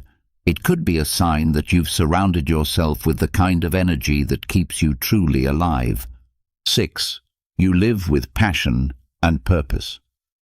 Have you ever looked at someone and thought they looked tired of life? Their face lacks expression, their posture is heavy, and their energy feels drained, as if they're just going through the motions, waiting for time to pass. Now contrast that with someone who radiates life, someone who speaks with excitement, whose eyes light up when they talk about their dreams, whose presence feels electric. The difference? Passion, purpose, a reason to wake up every morning. People who lack passion often appear older than their years. When life feels empty, when there's nothing exciting on the horizon, it shows. The human body reacts to emotional stagnation just as much as it reacts to physical inactivity. When you're disconnected from your purpose, your mind becomes dull, your spirit dims, and your body follows. The result? A face that looks tired, aged, and uninspired. But then there are those who glow with youthful energy, no matter their age. They don't wake up dreading the day. They wake up driven, excited, ready to create, build, and experience. This passion fuels them from the inside, and it reflects outward. You can see it in their expressions, in the way they move, in the way they carry themselves, with enthusiasm and vitality. And the science backs it up. Studies show that having a sense of purpose reduces stress, lowers inflammation, and even extends lifespan. When you're actively pursuing something that excites you, whether it's a career, a hobby, or a personal mission, your brain produces more dopamine and serotonin, the very chemicals responsible for happiness and youthful energy. These chemicals keep your skin glowing, your body active, and your spirit alive. If you've been told you look younger than your age, it might not be just genetics. It could be because you have something that fuels your soul, something that gives you a reason to keep pushing forward with excitement. So ask yourself, are you just existing, or are you truly living? Because if you're lost in routine, uninspired and stagnant, it's not just your mind that suffers. Your body will show it too. But if you have passion, if you have a goal that ignites your spirit, you will carry an energy that defies age itself. Because in the end, youth isn't about how many years you've lived. It's about how alive you feel inside. And those who live with passion, they never truly grow old. 7. You let go of the past. Have you ever seen someone who carries the weight of their past on their face? Their eyes seem distant, their expression tired, as if they are trapped in memories they can't escape. The truth is, holding on to regret, resentment, or guilt doesn't just affect your mind, it physically changes you. It burdens your body, increases stress, and over time, it makes you age faster than you should. The past is heavy. Every unresolved conflict, every painful memory, every mistake you replay over and over again. It all takes a toll on your health, both mentally and physically. Stress hormones like cortisol rise when you dwell on things you can't change, and over time, they lead to premature aging, wrinkles, and even illness. People who hold on to bitterness often develop a hardened, worn-out look, as if life itself has drained them. And in a way, it has. But then there are those who seem light, vibrant, and effortlessly young, no matter their age. What's their secret? They don't let the past define them. They've made peace with what's behind them. They understand that carrying old pain only hurts them, not the people who caused it. Instead of clinging to regret, they focus on the present. Instead of living in past mistakes, they choose growth, healing, and freedom. Science supports this. Studies have shown that people who practice forgiveness and mindfulness have lower levels of stress, better immune function, and even a longer lifespan. When you let go of grudges and regrets, your body follows suit. It releases tension, repairs itself, and allows you to maintain a youthful, radiant presence. If you've been told that you look younger than your age, it might not be just genetics. It could be because you refuse to let the past weigh you down. You've chosen to live in the moment, to move forward instead of looking back. And that mindset, it keeps you young inside and out. So ask yourself, what are you still holding on to? Is it anger, guilt, resentment? Whatever it is, it's not just hurting your soul, it's aging you. But the moment you decide to let go, to stop carrying what no longer serves you, you'll feel something incredible, lighter, freer, younger. Because in the end, the past is a burden, and those who release it, they carry a glow that time can't touch. So if you've ever wondered why you look younger than your age, now you know. It's not just about genetics, but about your mindset, your lifestyle, and your energy. And if you don't look younger yet, maybe it's time to adopt these powerful psychological habits. If you found this video insightful, don't forget to hit that like button and subscribe for more content that reveals the hidden truths about life and psychology. Share this with someone who always gets mistaken for being younger. They might find it just as fascinating as you did. And now, tell me in the comments, what's the craziest age mistake someone has made about you? I'd love to hear your stories. Imagine this. Right now, you have the power to turn your greatest challenges into your most meaningful successes. But how, you may wonder? Today, we're diving into Stoicism, an ancient philosophy that has helped people overcome adversity and find peace in the midst of chaos for centuries. Think back to a time when you faced a situation that tested your patience or shook your confidence. How did you react? Were you controlled by your immediate emotions, or did you choose a response aligned with your core values and beliefs? This is where Stoicism comes in, guiding us to approach life's challenges with courage, wisdom, and composure. Today, we'll explore a powerful idea with ancient roots that is just as relevant today: the practice of training your mind to respond, not react. This isn't just about staying calm in difficult situations. It's about developing a deep awareness and being fully present in the moment. This helps you move through life's ups and downs with intention and grace. The Stoics, ancient thinkers known for their practical outlook on life, had much to say on this topic. They believed that while we can't control what happens to us, we can control how we interpret and respond to those events. Stoicism encourages us to focus on what's within our power, teaching us to detach from external circumstances and ground ourselves in reason and choice. This wisdom can inspire us to pause, reflect, and choose our actions thoughtfully rather than reacting impulsively. Why is this important? Consider how much of our stress, regret, and frustration stem from quick reactions to what others say or do. Imagine being able to stay calm, centered, and thoughtful, even when the world around you is anything but. This isn't just about finding inner peace. It's about becoming a more effective, compassionate, and resilient person.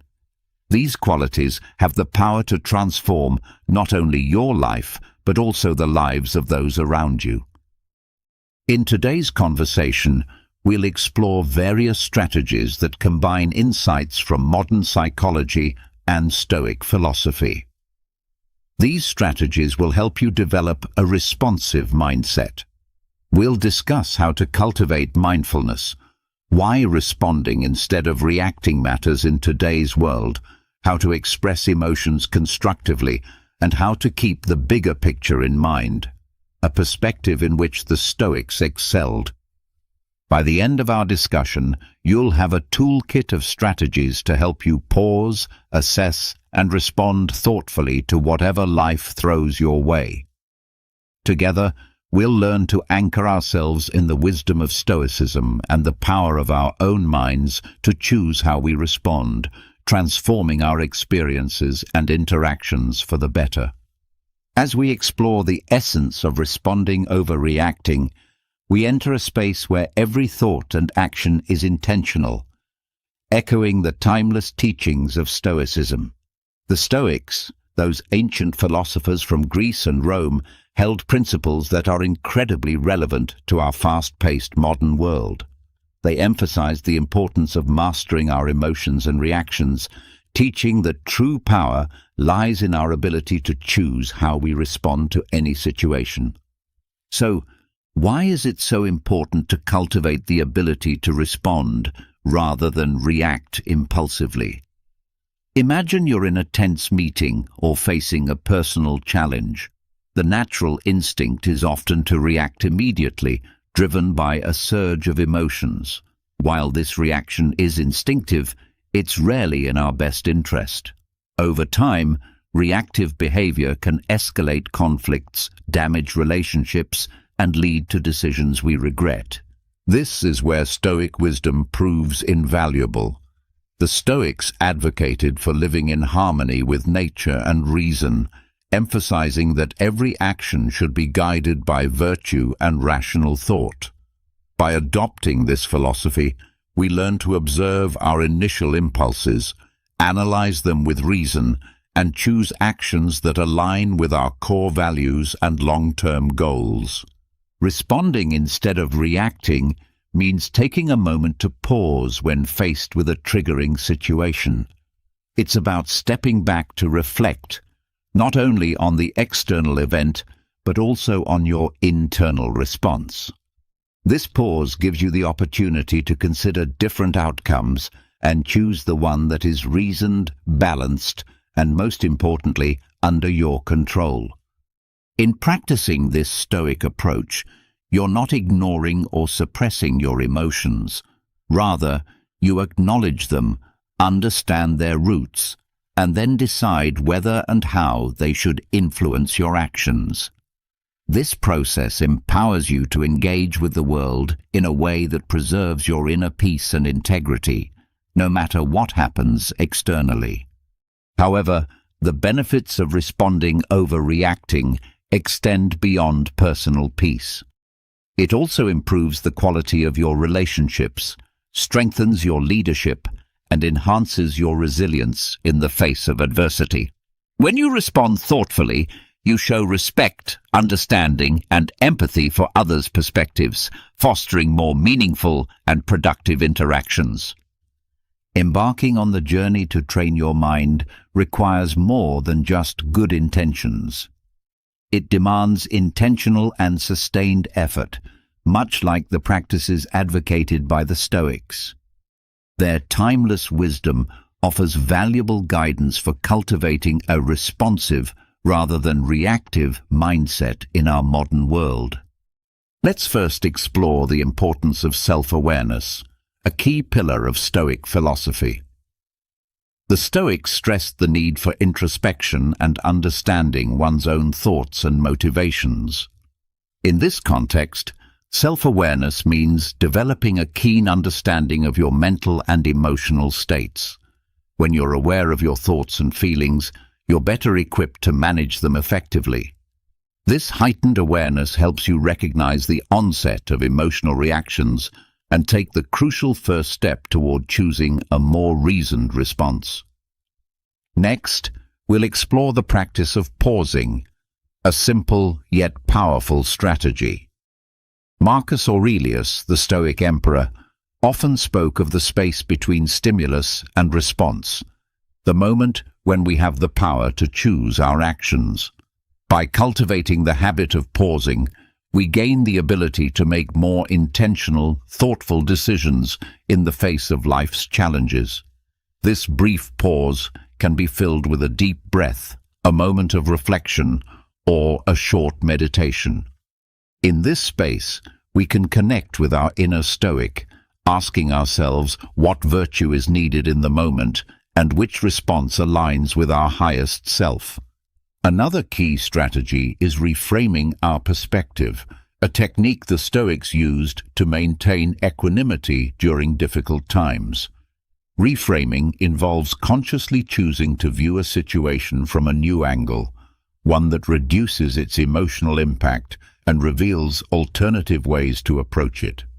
For example, rather than seeing a challenging work situation as a threat, you might reframe it as an opportunity for growth and resilience. By shifting our narrative, we change our emotional responses and open up new possibilities for action. The Stoics also emphasized focusing on what we can control and letting go of what we cannot. By practicing this principle, we learn to direct our energy where it matters most, responding to our thoughts and actions while accepting external events as they happen. This doesn't mean being passive or indifferent. Rather, it's about recognizing where our true power lies and acting with intention and integrity. Finally, consistent self-reflection and adjustment are essential for training the mind. The Stoics practiced daily self-examination, evaluating their actions and progress toward virtue.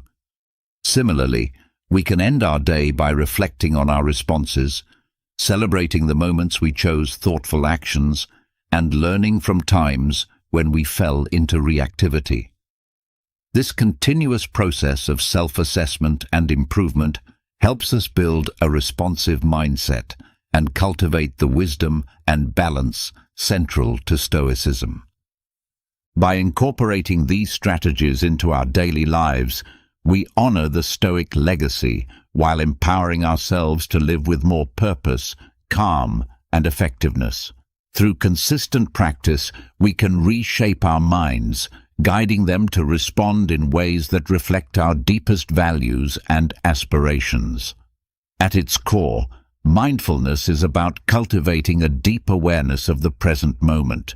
It involves observing our thoughts, emotions, and sensations without judgment, which allows us to gain insight into their nature and influence. By practicing mindfulness, we align with the Stoic goal of living with awareness and intention, grounding ourselves firmly in the now. Mindfulness practices for a Stoic life. The only moment we truly have the power to act is the present. One effective way to cultivate mindfulness is through focused attention exercises like breath meditation. By simply observing our breath, each inhale and exhale, we strengthen our ability to concentrate and bring our attention back to the present whenever it wanders. This practice isn't just about relaxation, it's training for the mind, improving our ability to stay focused and present amidst life's distractions. Another key mindfulness practice is mindful observation, which can be applied to any activity.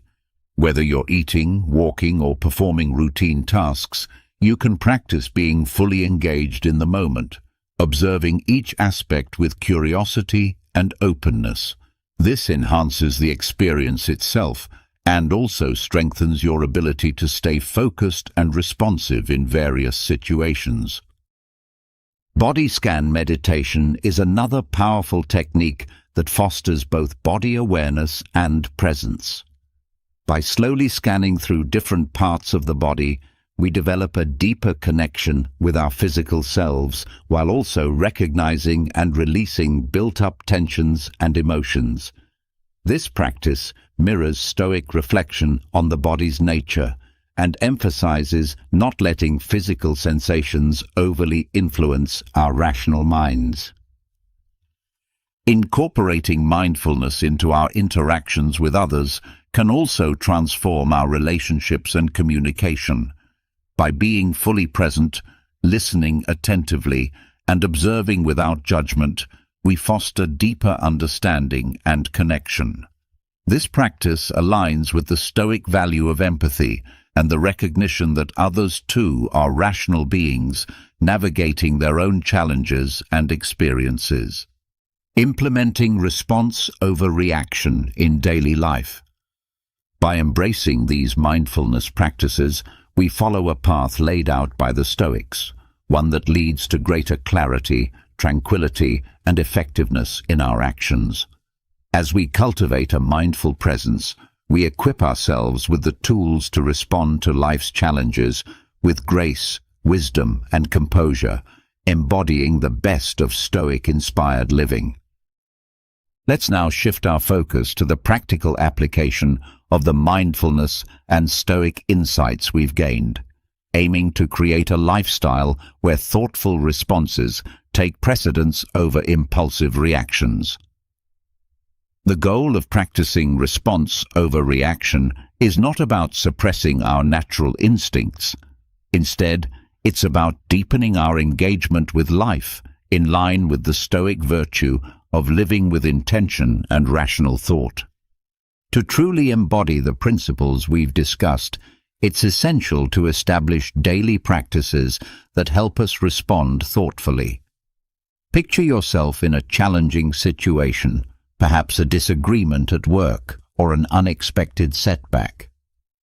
Your immediate impulse might be to react emotionally, driven by frustration or disappointment. However, this is precisely the moment to tap into your Stoic-inspired training. Pause and reflect on the bigger picture. Ask yourself, what would a Stoic philosopher do? This question isn't about suppressing your emotions.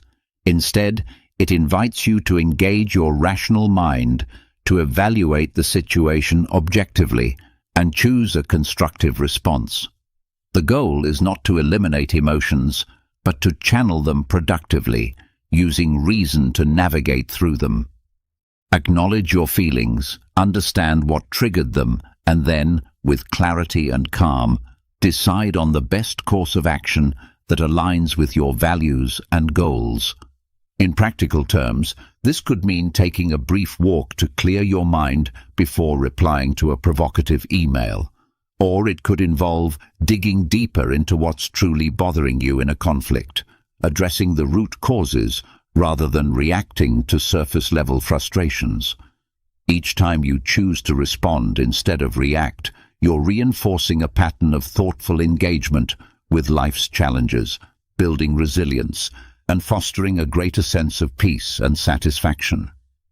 Integrating this approach into your daily routine amplifies its impact. Start your day by reflecting on your intentions, reminding yourself of your commitment to respond thoughtfully in various situations. Make journaling a regular habit, using it to reflect on your responses, celebrate successes, and identify areas for improvement. Above all, embrace a mindset of continuous learning and growth, recognizing that each day offers a new opportunity to practice and refine your ability to respond rather than react. By committing to this path, you're not simply adopting a strategy for stress reduction or conflict management. You're embracing a way of life that reflects the Stoic pursuit of virtue and wisdom. You're choosing to live intentionally, aligning your actions with your highest ideals. In doing so, you contribute to a more thoughtful, compassionate, and responsive world. The journey from reaction to response is transformative, leading us toward a deeper engagement with both our inner selves and the external world. This is the path that the Stoics walked with dedication, and now, with their wisdom guiding us, we too can navigate life's challenges with grace, equanimity, and rationality, embodying the true spirit of Stoicism in our modern world. The core of our exploration is not just about managing our reactions in isolation, but about integrating a thoughtful, responsive approach into the fabric of our lives.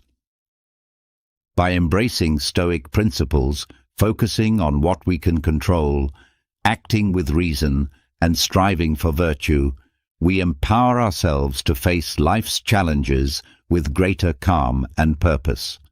This Stoic-inspired path invites us to view every moment as an opportunity to practice our commitment to responding thoughtfully rather than reacting impulsively.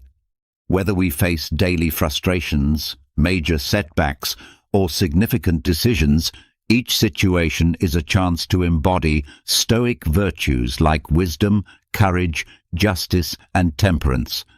By consistently choosing to respond thoughtfully, we not only enhance our own well-being, but also positively impact those around us. Remember, the journey to mastering response over reaction is ongoing, requiring continual learning and growth. Like the Stoics, we must embrace the discipline of self-reflection, regularly assessing our progress and adjusting as needed. This commitment to personal growth not only brings us closer to our ideal selves, but also resonates outward, influencing our relationships, communities, and the broader tapestry of interconnected lives. As we near the end of this journey together, remember, every moment is a choice. Each moment is an opportunity to embody the calm, resilience, and wisdom of Stoicism in the fabric of our lives. Your responses are threads that weave your character with intention and purpose. Now, as we part ways, I encourage you to continue your exploration. Look for suggested videos that dive deeper into the art of living wisely and well. Imagine facing immense challenges and adversities only to emerge stronger and wiser on the other side. What if you could tap into an ancient source of wisdom to guide you through life's trials today? Let's explore the teachings of Marcus Aurelius, a great Roman emperor and philosopher, and discover how his timeless wisdom can help us build resilience and inner strength when faced with adversity. Marcus Aurelius, despite being one of the most powerful men of his time, encountered countless struggles, from political upheavals to personal losses. Amid these challenges, he wrote his deeply introspective and insightful book, Meditations, as a way of self-improvement and reflection. His personal thoughts have inspired countless people over the centuries, providing guidance on how to live a virtuous and fulfilling life. In today's fast-paced and uncertain world, resilience and inner strength are more essential than ever. We are constantly faced with changes in our careers, relationships, and personal lives. What if we could learn to navigate these changes with grace and wisdom, turning adversity into an opportunity for growth and self-discovery. This is where Marcus Aurelius's meditations can help. As a philosopher and historical figure, he emphasized the importance of cultivating inner virtues and practicing self-control. By focusing on what we can control, our thoughts, emotions, and actions, we can overcome external circumstances and maintain balance and serenity. In essence, Stoicism teaches us to be the architects of our own happiness and well-being, no matter the challenges we face. In this video, we'll dive into 10 timeless life lessons from Marcus Aurelius that will help us build resilience and inner strength. These lessons offer practical advice for dealing with difficult situations and will inspire us to develop a more resilient mindset in daily life. By applying his wisdom, we can become better equipped to deal with adversity, grow from our experiences, and ultimately live a more fulfilling life. As we journey through these lessons, we'll explore the importance of controlling our thoughts and perceptions, accepting what we cannot change, focusing on the present moment, cultivating humility and empathy, and much more. Whether you're facing personal or professional setbacks or seeking guidance on living a more balanced life, Marcus Aurelius's teachings can serve as a powerful source of wisdom and inspiration. Lesson 1. Control your perception. Everything we hear is an opinion, not a fact. Everything we see is a perspective, not the truth. Our perception of the world shapes our reality, influencing how we react to situations, interact with others, and ultimately feel about ourselves. By recognizing that our reactions are based on our perspectives, we can let go of the urge to control what's beyond our reach. A useful technique for cultivating this mindset is detachment. Detachment involves recognizing the impermanent nature of life, understanding that everything is subject to change. By embracing this, we can develop a more balanced perspective and learn to flow with life's natural changes. When faced with a challenge, remind yourself that this too shall pass, and approach the situation with an open heart and mind. Meditation can also help promote acceptance. Setting aside time each day to calm your mind and observe your thoughts and emotions helps you develop a better understanding of your reactions. This increased self-awareness allows you to more easily recognize when you're struggling to accept what can't be changed and adopt a more receptive mindset. Learning to accept the things we cannot change is essential for building resilience and inner strength. By practicing awareness, detachment, and meditation, we can cultivate a more balanced approach to life's challenges. This mindset not only helps us face adversity with grace, but also allows us to appreciate life's beauty and richness. Marcus Aurelius beautifully captures this philosophy. Accept the things to which fate binds you, and love the people with whom fate brings you together, but do so with all your heart. Do not dwell in the past. Do not dream of the future. Concentrate the mind on the present moment. His emphasis on living in the present moment reminds us not to be consumed by past regrets or future anxieties. By focusing on the here and now, we can experience life more fully and find peace and contentment. Living in the present moment offers numerous benefits: reduced stress and anxiety, increased self-awareness, and improved mental well-being. When we practice mindfulness, we engage fully with our experiences and emotions without being distracted by worries. This heightened awareness allows us to better understand ourselves and our environment, promoting personal growth and self-discovery. One way to cultivate mindfulness is through meditation. To practice, find a quiet space, sit comfortably, and focus on your breath. When thoughts and emotions arise, acknowledge them without judgment and gently return your focus to your breath. Doing this for just 5 minutes a day can significantly improve your well-being. Another effective way to stay present is by incorporating mindful activities into your daily routine.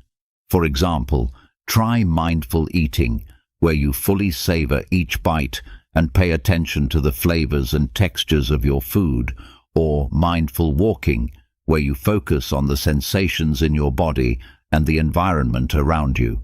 By making mindfulness a part of everyday life, you can become more attuned to the present moment and develop a deeper awareness of your thoughts and emotions. Consider setting aside time each day for reflection. Writing in a journal is a great way to process your experiences and emotions, helping you stay present and recognize patterns in your thoughts and behaviors. This practice can provide valuable insights, helping you make more conscious choices moving forward. Lesson 4. Cultivate humility and empathy. Before you criticize someone, ask yourself, which of my own faults most resemble what I'm about to criticize? Humility and empathy are essential for building resilience and inner strength. These virtues help us develop stronger relationships, foster a compassionate mindset, and remind us to reflect on our own imperfections before judging others. By practicing humility, we acknowledge that we are not perfect and that we can learn from others, regardless of their status or background. This attitude makes us more receptive to feedback and personal growth, helping us overcome challenges and adapt more effectively. To practice humility in daily life, focus on listening more and speaking less. Pay attention to others' ideas and opinions and remain open to the possibility that you may be wrong or have something to learn. Be willing to admit mistakes and take responsibility for your actions. This openness can foster personal growth and a more resilient mindset. Empathy involves understanding and connecting with others by putting yourself in their shoes. It enables you to navigate difficult situations and strengthens your relationships, making you more resilient in the face of adversity. To develop empathy, practice active listening. Give others your full attention, strive to understand without judgment, and ask open-ended questions to encourage deeper conversations. Volunteering and engaging in acts of service can also help you build empathy by offering insights into the struggles and emotions of others. Humility and empathy are key to building resilience and inner strength. By practicing active listening, self-reflection, and compassion, we can develop a more empathetic and humble perspective on life. Lesson 5. Practice gratitude. When you wake up in the morning, remember how precious the gift of life is: breathing, thinking, enjoying, and loving. Marcus Aurelius reminds us of the power and importance of gratitude. By focusing on our blessings and appreciating the beauty of life, we can cultivate a more positive mindset and build resilience in the face of challenges. Studies show that expressing gratitude regularly leads to increased happiness, better mental health, stronger relationships, and even improved physical health. Grateful people tend to experience lower stress and anxiety levels and are better equipped to handle difficult situations. To integrate gratitude into your daily life, start a gratitude journal. Each day, write down 3 things you're grateful for, no matter how big or small. This simple practice helps shift your focus from negative thoughts to positive ones, allowing you to recognize the good things that often go unnoticed. Another way to practice gratitude is by expressing appreciation to others. Take time to thank your friends, family, and colleagues for their support and kindness. Acknowledging the value of their contributions not only strengthens your relationships, but also reinforces your sense of gratitude. Also, Make a habit of reflecting on your personal growth. Recognize the achievements and challenges you've overcome, and appreciate the lessons learned along the way. By focusing on the journey you've traveled, you can cultivate a deeper sense of gratitude for the experiences that have shaped you. Paying attention to the present moment also plays a crucial role in developing gratitude. Notice small joys and pleasures, like the warmth of the sun or the laughter of a loved one, and savor these moments. Practicing gratitude in this way helps you appreciate life's simple gifts, enhancing your overall well-being and building resilience. Lesson 6. Embrace adversity as an opportunity for growth. The impediment to action advances action. What stands in the way becomes the way. In this powerful lesson, Marcus Aurelius teaches us to see adversity not as an insurmountable obstacle, but as an opportunity for personal growth and self-development. By shifting our perspective on challenges and setbacks, we can cultivate greater resilience and inner strength, allowing us to embrace the growth that adversity offers. Challenges provide avenues for personal growth in various ways, such as helping us build new skills, gain valuable experience, and learn more about ourselves and our abilities. Overcoming adversity can also boost our self-confidence as we recognize our capability to face difficult situations and emerge stronger. To reframe adversity as a growth opportunity, start by adopting a growth mindset. The belief that our abilities and intelligence can be developed through dedication and hard work. When confronted with a challenge, ask yourself what skills or knowledge you can gain from the experience and how it can help you become a better, more capable person. Another helpful technique is to practice reframing negative thoughts. When facing a difficult situation, try to identify the negative thoughts that arise and consciously transform them into positive, empowering statements.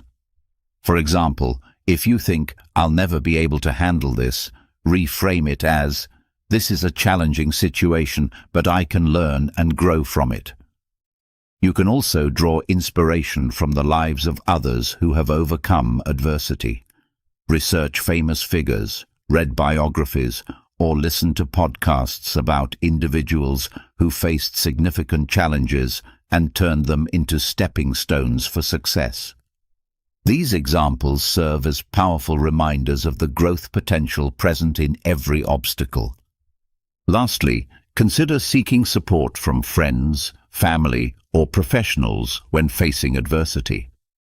Surrounding yourself with a support network can offer valuable encouragement, advice, and fresh perspectives, helping you see challenges as opportunities for growth rather than insurmountable barriers. Embracing adversity as a growth opportunity is key to building resilience and inner strength.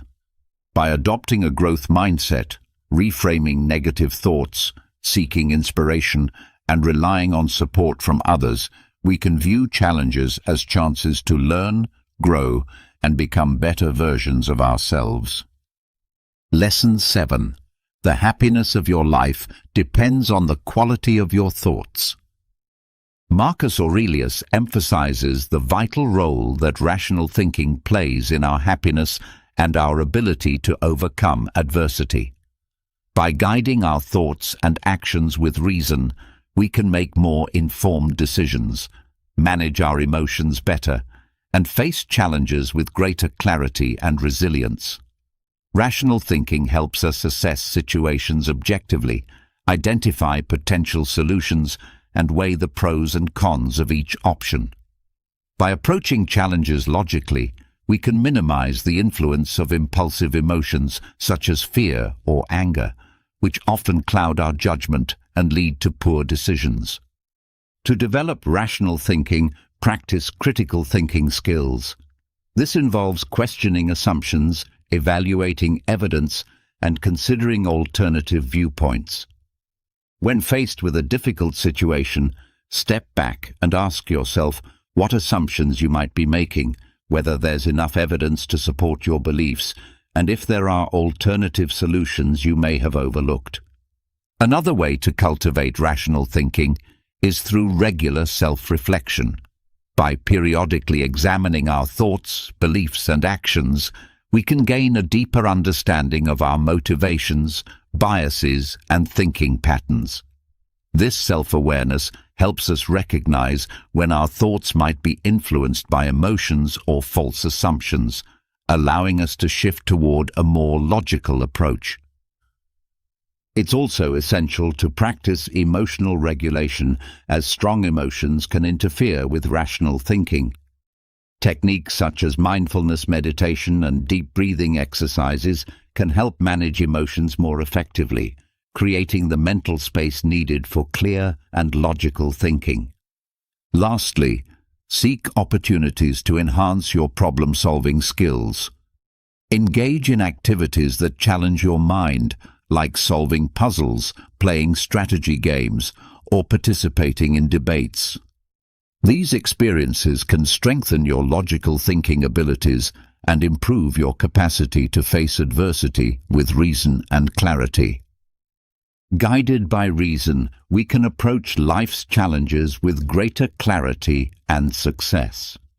By practicing critical thinking, engaging in self-reflection, managing emotions, and honing problem-solving skills, we can develop a rational mindset that supports our resilience and growth. Lesson 8. Cultivating inner peace. Marcus Aurelius reminds us that the quality of our thoughts greatly affects our emotional state and inner peace. Cultivating inner peace is essential for building resilience and maintaining emotional balance, as it helps us face challenges more effectively while preserving a sense of calm. Inner peace is important for several reasons. First, it enables us to manage stress and anxiety more effectively. When we are at peace with ourselves, we can handle life's pressures and uncertainties with greater ease. This emotional equilibrium helps prevent burnout, reduces the risk of mental health issues, and promotes overall well-being. Second, inner peace allows us to think more clearly and make better decisions. When our minds are not clouded by emotional turmoil, we can approach challenges with greater clarity and focus. This enables us to develop more effective solutions and strategies. One way to cultivate inner peace is by engaging in activities that bring joy and relaxation, such as spending time in nature, dedicating yourself to hobbies, or connecting with loved ones. Prioritizing self-care and participating in soul-nourishing activities can help replenish your emotional reserves, promoting a sense of balance and tranquility. It's also crucial to develop healthy ways to deal with stress and negative emotions. This might include practicing deep breathing exercises or engaging in physical activities like yoga or hiking. These techniques can help redirect your attention and restore emotional equilibrium. Additionally, adopting a regular gratitude practice can promote inner peace. By focusing on the positive aspects of your life and expressing gratitude for your blessings, you can cultivate a more optimistic perspective. If you've made it this far, congratulations. Consider yourself strong, as many people give up along the way. Leave a comment saying, "I am a new person," to show your strength and determination. Now that you've made it this far, you're definitely going to stay until the end. Lesson 9. Embrace what is spiritually superior, regardless of what others think or do. In this lesson, Marcus Aurelius urges us to detach from external events and circumstances, focusing instead on our internal values and spiritual growth. By not seeking validation or satisfaction from external sources, we can develop greater resilience and inner strength. The benefits of detachment are numerous. It helps maintain emotional stability in the face of adversity, prevents excessive attachment to outcomes, possessions, or others' opinions, and reduces stress, anxiety, and disappointment. To cultivate detachment in everyday life, start by becoming more aware of your thoughts and reactions to external events. Observe your emotions and thoughts without clinging to them. This increased self-awareness helps you recognize when you're overly invested in external circumstances and allows you to consciously redirect your focus inward. Another way to practice detachment is by regularly reminding yourself of life's impermanence. Acknowledge that possessions, relationships, and circumstances change, and that seeking lasting happiness from these external sources is ultimately futile. Instead, focus on finding contentment and inner fulfillment through personal growth, values, and spirituality. Developing a strong sense of identity and knowing your core values also helps cultivate detachment. When you have a clear understanding of what truly matters to you, it becomes easier to let go of external factors that don't align with your values. Take time to reflect on your core beliefs and let them guide your decisions and actions. Engage in regular spiritual or reflective practices such as meditation, journaling, or prayer. These practices deepen your connection with your inner self, foster detachment from external influences, and encourage a greater focus on personal growth and spiritual development. Practicing detachment from external events and circumstances is a powerful tool for building resilience and inner strength. By cultivating mindfulness, embracing impermanence, understanding your values, and engaging in spiritual practices, you can face life's challenges with greater grace and equanimity. Lesson 10. Appreciate what you have rather than long for what you don't. In this final lesson, Marcus Aurelius highlights the importance of perseverance and maintaining momentum in the face of adversity. By focusing on the blessings we already possess and nurturing a growth mindset, we can continue to evolve even through challenges. Perseverance is key to overcoming adversity, as it allows us to push through obstacles, learn from setbacks, and keep moving forward toward our goals, building resilience and inner strength along the way. To stay motivated and maintain a growth mindset, begin by setting clear, achievable goals that align with your values and passions. Having a clear vision of what you want to achieve will help you stay focused and motivated, even in the face of obstacles. Break down your goals into smaller, manageable steps and celebrate your progress as you go. Another way to maintain motivation is by practicing self-compassion. Recognize that setbacks and challenges are natural parts of life, and treat yourself with kindness when facing difficulties. By cultivating self-compassion, you can maintain a positive attitude and keep moving forward, even when things are tough. Surrounding yourself with supportive, like-minded individuals can also help keep you motivated.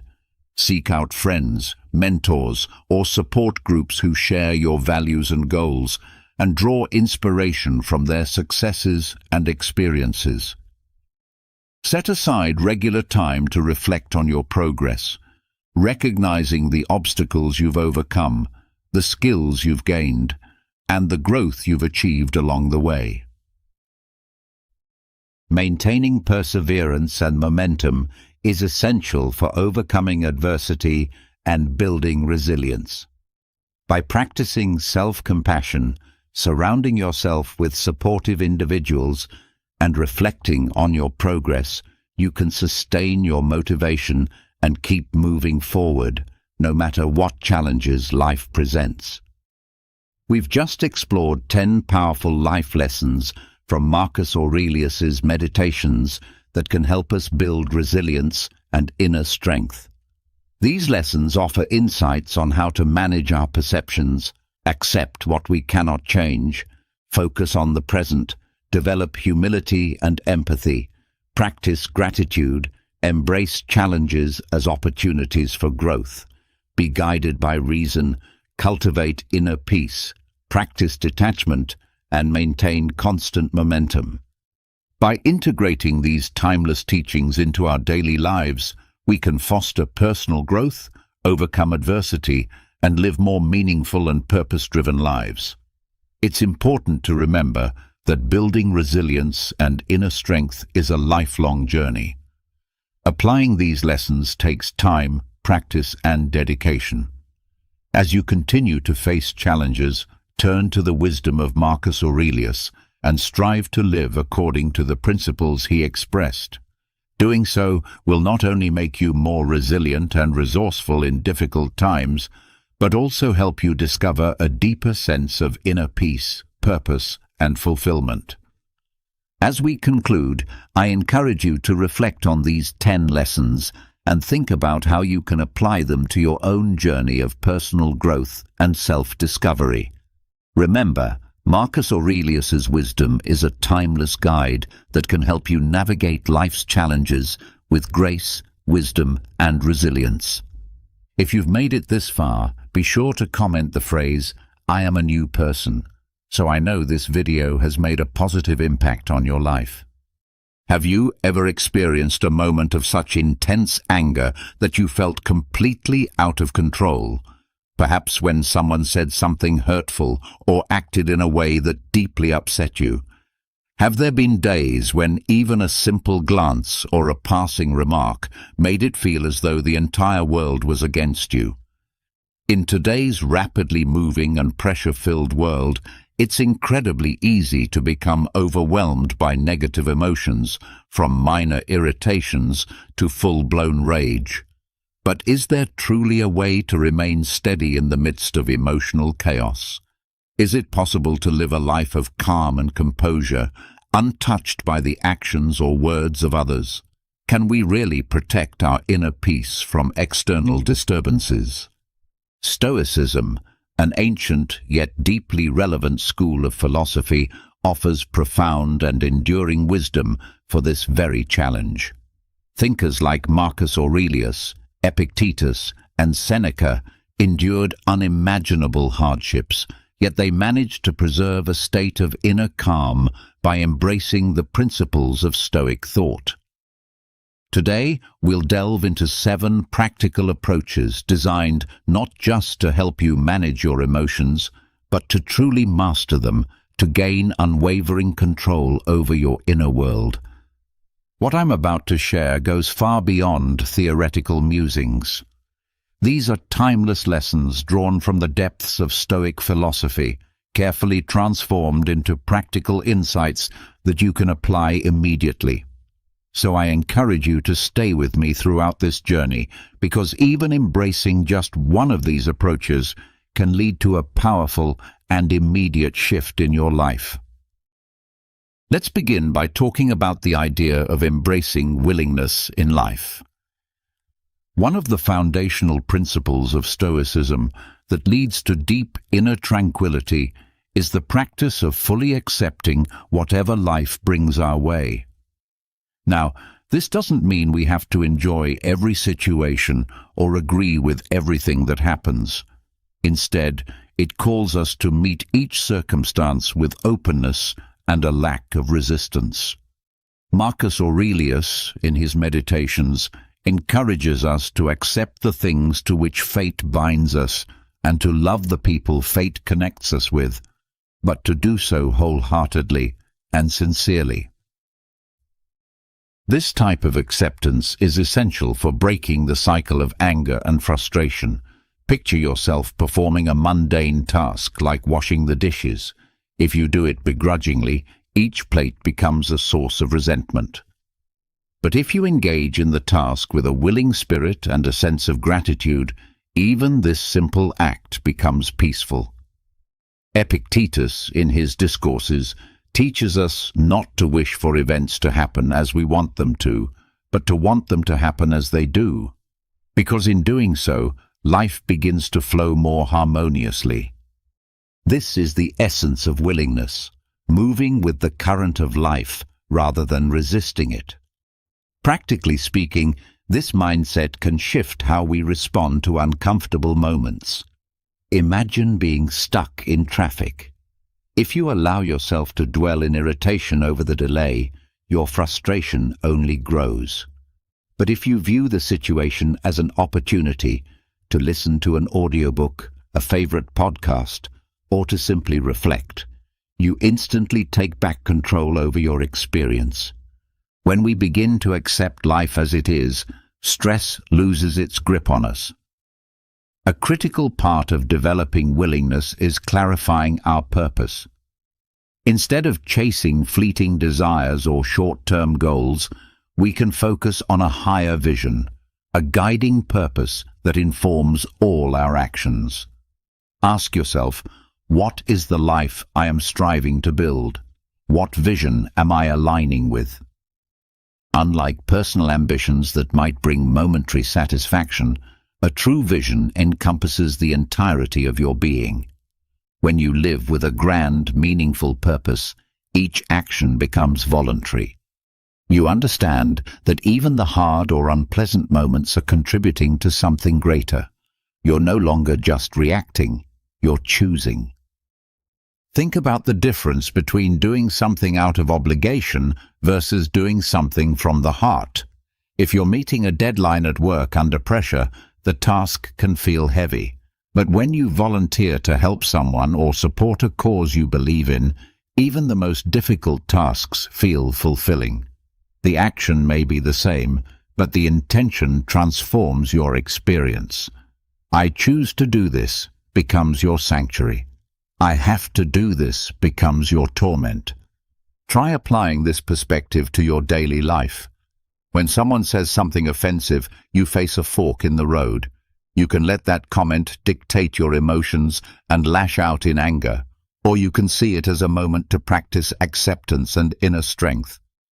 Remind yourself, this person is acting according to their own character, but I choose not to let it disturb my own. Accepting life's circumstances as they unfold does not mean giving up on self-improvement or letting go of the drive to better your circumstances. Rather, it means recognizing that while some things are beyond your control, your response is always within your power. This understanding is incredibly freeing. It reduces stress and empowers you to focus your energy where it matters most. For instance, if you're criticized at work, you can take it as a personal attack, or you can see it as an opportunity for growth. Your peace of mind isn't determined by what happens to you, but by how you interpret and respond to it. Embracing willingness is a process. It doesn't happen overnight. Start small. Accept when you make a mistake. Welcome life's little challenges as opportunities to strengthen your character. Learn to greet inconveniences with calm and patience. As you gradually develop this mindset, you'll find that anger has less power over you. External circumstances won't shake you as easily. Instead, you'll discover a growing, quiet power within yourself, the kind of power that allows you to live life by your own design. Now let's talk about the second principle, the importance of stopping the habit of judging others. Have you ever paused to reflect on why it's so easy to feel annoyed, frustrated, or angry with the people around you? It often comes down to a simple truth. We are constantly judging others. Think about how many times a day you tell yourself that someone is rude, selfish, slow, or untrustworthy. These judgments don't just affect how we view others, they create emotional turmoil within us. From a Stoic perspective, letting go of judgment is one of the most effective ways to free ourselves from unnecessary emotional suffering. Humans naturally interpret the world through their own subjective lens. When someone acts in a way that doesn't align with our expectations, our instinct is to label them, to assign blame, fault, or flaw. Let's say someone is driving slowly in front of you. The first thought might be that they're being thoughtless or stupid. But what if they're a new driver? Or what if they're driving carefully because they have children in the car? The reality is that external events do not dictate our emotions. It's our interpretation that does. Judging others adds an unnecessary emotional burden. These judgments aren't just passing thoughts. They are seeds that grow into frustration, anger, and resentment. Take, for example, a coworker who often arrives late. If your judgment is that they're lazy or inconsiderate, your irritation will build with each passing day. But if you take a moment to consider that they might be caring for someone who's unwell or facing struggles you don't know about, your attitude softens. This shift in perspective doesn't mean you're excusing poor behavior. It means you're choosing not to let it rob you of your peace. You begin to see that judging others does more harm to you than to the person being judged. By releasing the need to label others, you unburden your mind and heart. When we stop judging, we open the door to greater compassion, not just for others, but for ourselves as well. Stoicism teaches us that we can't control other people's actions, but we can always choose how we respond. When we judge less and understand more, we create space for patience, empathy, and emotional resilience. This doesn't mean abandoning discernment or allowing others to walk over you. It means stepping back from the reflex to immediately categorize someone as good or bad based on a single action. People are complex, just like you. Everyone has struggles, insecurities, and reasons behind their behavior. Ultimately, letting go of judgment is about choosing peace over irritation.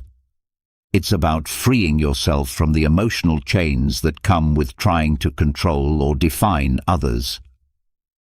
When you stop judging, you stop absorbing unnecessary negativity.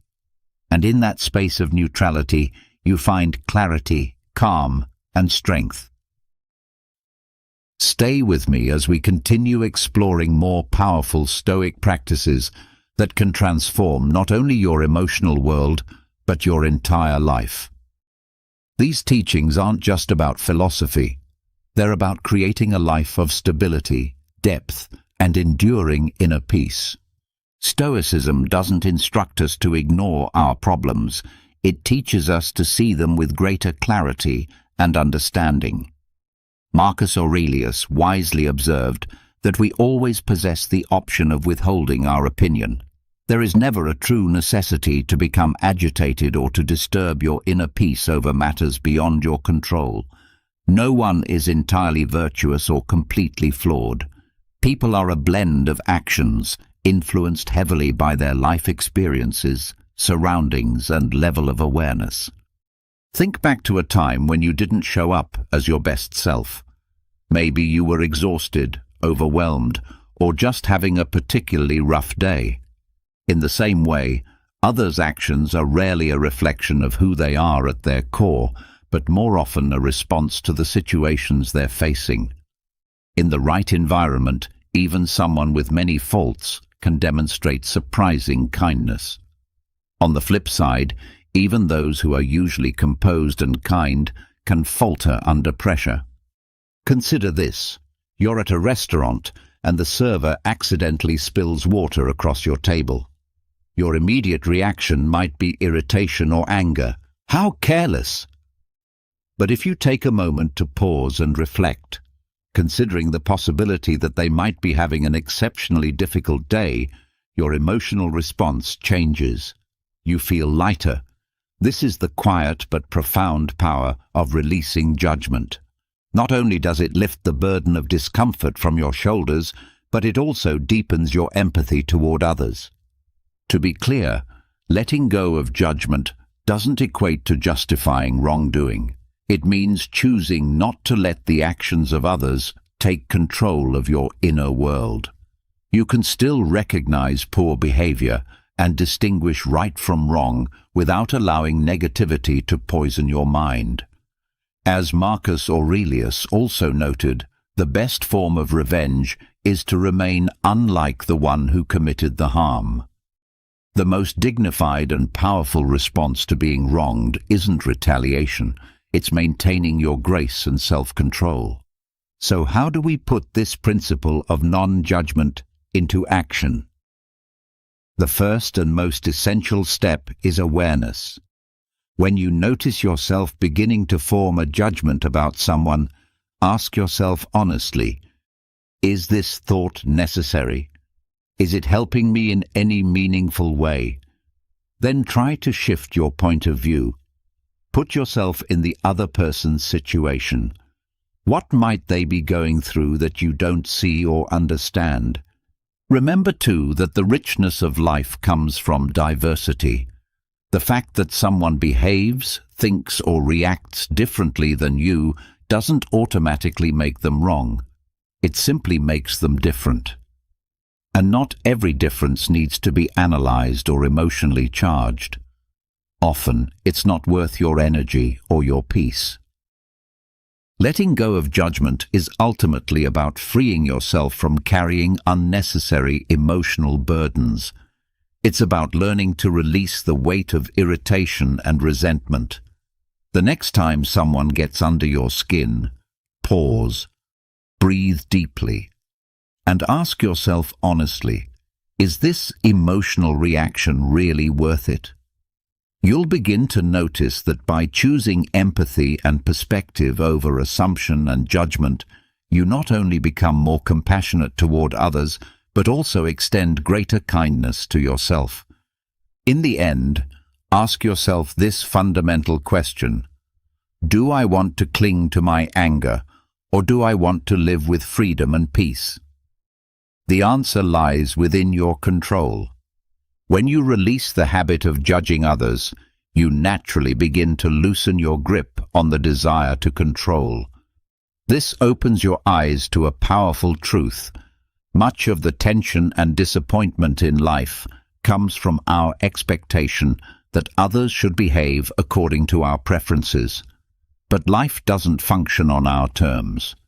People, with all their complexities and unique circumstances, act based on their own motivations, many of which we may never fully comprehend. This brings up a deeper question. Is control truly the path to peace? Or does peace arise when we let go of the need to control? This question strikes at the very heart of Stoic philosophy.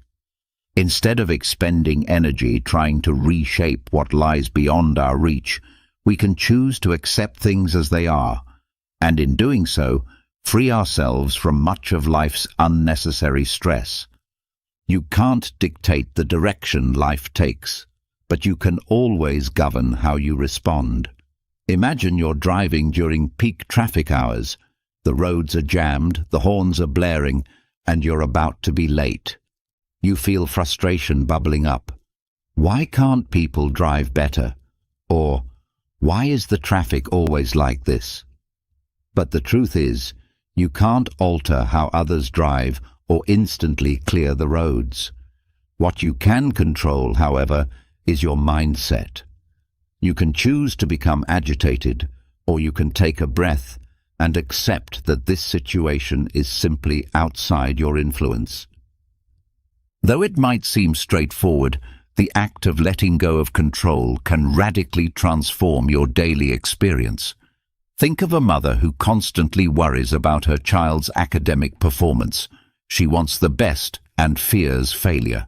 But no matter how deeply she cares, she cannot take the exams for her child. Or picture an employee frustrated with their boss's decisions. No matter how much they disagree, they can't force their boss to think differently. Much of our emotional distress arises from pinning high hopes on things we can't control. When those expectations go unmet, disappointment and resentment naturally follow. I once knew a young entrepreneur who poured his soul into developing a new tech product. His vision was ambitious. He wanted to revolutionize an entire industry. But when he finally launched the product, the market response was lukewarm at best. He was crushed. He blamed the customers for failing to grasp its brilliance and suspected rivals were sabotaging him. This mindset kept him trapped in bitterness. During a conversation, I encouraged him to shift focus. Instead of brooding over what others weren't doing, what could he do differently? Slowly, he began to refine his approach, adjusted the product, and embraced the slow, often humbling journey of growth. By focusing only on what was within his control, he found new clarity, regained his creative spark, and eventually surpassed his earlier goals. This is the essence of Stoicism in practice, recognizing when you're placing energy into the unchangeable and choosing instead to focus on what you can influence. In moments of stress, ask yourself, is this within my control? Am I improving the situation by reacting this way, or am I making it worse? These aren't just philosophical questions, they're practical tools for emotional clarity. Letting go of control doesn't mean you give up or resign yourself to passivity. It means directing your energy wisely toward your thoughts, your emotions, and your actions. Imagine rowing a small boat down a river. You can't stop the current, but you can learn to steer with precision, adjusting to the flow and moving forward with ease. A valuable Stoic practice for this mindset is premeditatio malorum, the premeditation of adversity. Each morning, spend a moment imagining potential setbacks, a delayed train, a cancelled meeting, a friend letting you down. By anticipating these possibilities, you make peace with them before they even occur. When they do, you'll find yourself far more prepared to accept them calmly. Letting go of control isn't a weakness. It's an extraordinary act of strength. It's a form of freedom. When you stop clinging to what you can't hold, you create space for peace, creativity, and inner power. Begin with small steps. Resist the urge to argue someone into agreeing with you. Stop replaying the past. Stop grasping for guarantees in life. Life is like a river, always flowing, often unpredictable. But when you learn to stop resisting and instead navigate with grace, you discover that peace isn't something you need to chase. It's something you create, moment by moment, choice by choice. When people don't act the way we expect them to, it's easy to feel upset or disappointed. But have you ever paused to wonder why we even expect perfection from others or the world around us? According to Stoic philosophy, this expectation of perfection is not only unrealistic, but also a major source of emotional suffering. The idea that everything should go according to our standards is an illusion, and by recognizing this, we begin to free ourselves from the negative emotions that arise when reality doesn't meet our demands. Reflect on your experiences. Have you ever been let down because a coworker didn't do their part, causing setbacks in your own work? Or maybe you felt hurt when someone close to you didn't keep a promise or said something unkind. These situations are not rare, yet we often react with the assumption that people should be flawless. But is that a fair expectation? The Stoic philosopher Epictetus teaches that it's not the events themselves that disturb us, but rather our judgments about those events. Our anger and frustration don't come from what people do, but from how we choose to view their actions. The world is naturally messy, unpredictable, and flawed. It was never meant to function according to our preferences. Trying to mold it to our will only leads to suffering. Let's consider a specific case. Imagine you spent days preparing for a vital presentation. You gave it your all, but right before it began, the colleague in charge of the supporting materials made some critical mistakes or left out important content. The initial reaction might be overwhelming frustration. You might think, how could they be so careless after all my effort? But from a Stoic viewpoint, this reaction doesn't serve you. The mistake has already happened, and blaming someone else only increases your distress. A more empowering response would be to ask, what can I do right now to make the best of this situation? Accepting that people make mistakes allows you to stay calm and think clearly, which in turn helps you find better solutions. Stoicism teaches that our focus should remain on what we can control. Marcus Aurelius, the Stoic emperor, advised that we begin each day by reminding ourselves we will likely encounter rudeness, ingratitude, arrogance, betrayal, hostility, and selfishness. These aren't exceptions to the rule, they are part of life. He explained that such behaviors stem from ignorance, from a lack of understanding about what is truly good or bad. By anticipating these imperfections, we mentally prepare ourselves to respond with patience and strength. This isn't about being negative, it's about being realistic and equipping ourselves emotionally to handle life's unpredictability. Embracing the world's imperfections can also change the way we handle everyday conflicts. When someone fails to keep a promise, rather than immediately feeling betrayed, you can remind yourself that everyone is fighting battles you can't see. If you're feeling misunderstood, resist the urge to become defensive. Instead, calmly try to clarify your thoughts. Perhaps the other person didn't mean to offend, but simply didn't grasp your perspective.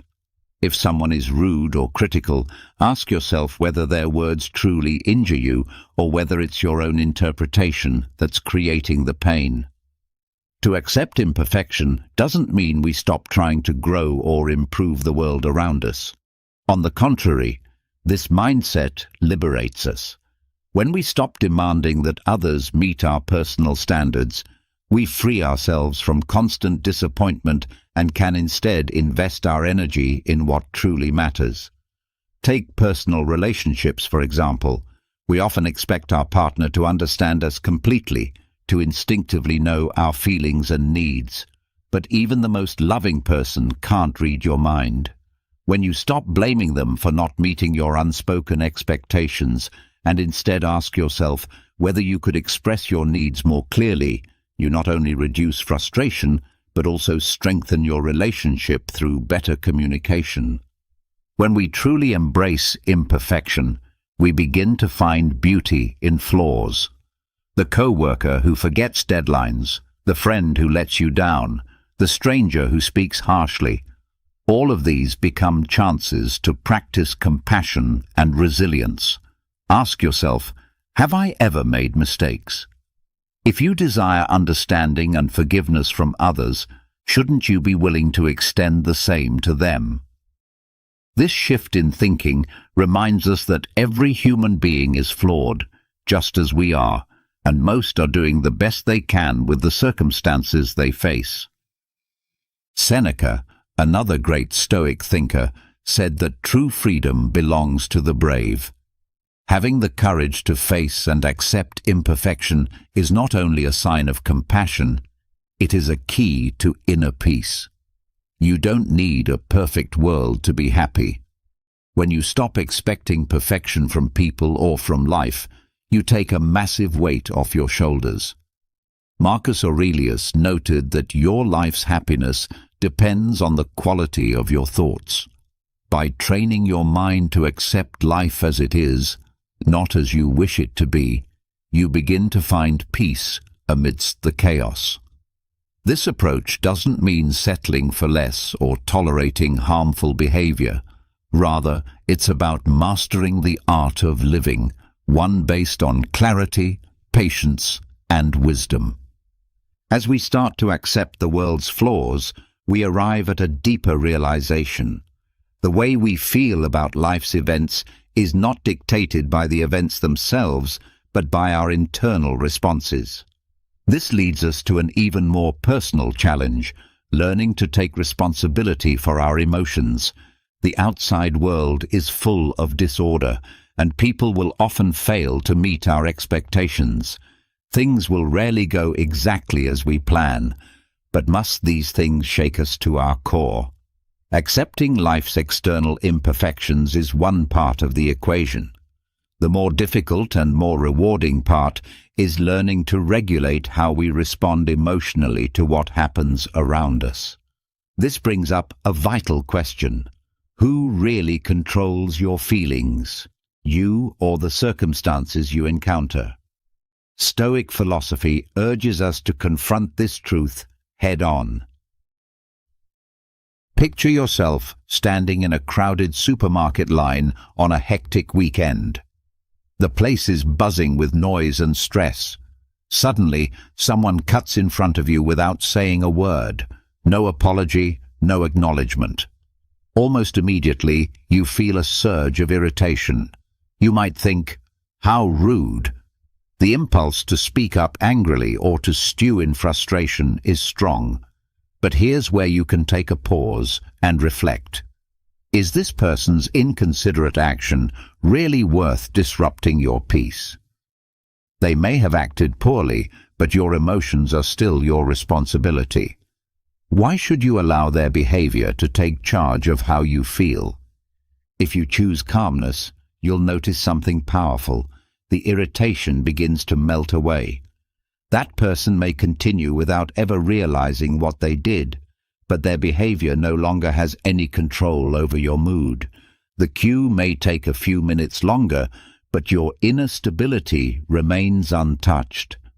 What could have been a spark for hours of negativity turns into just another moment in the day, easily forgotten.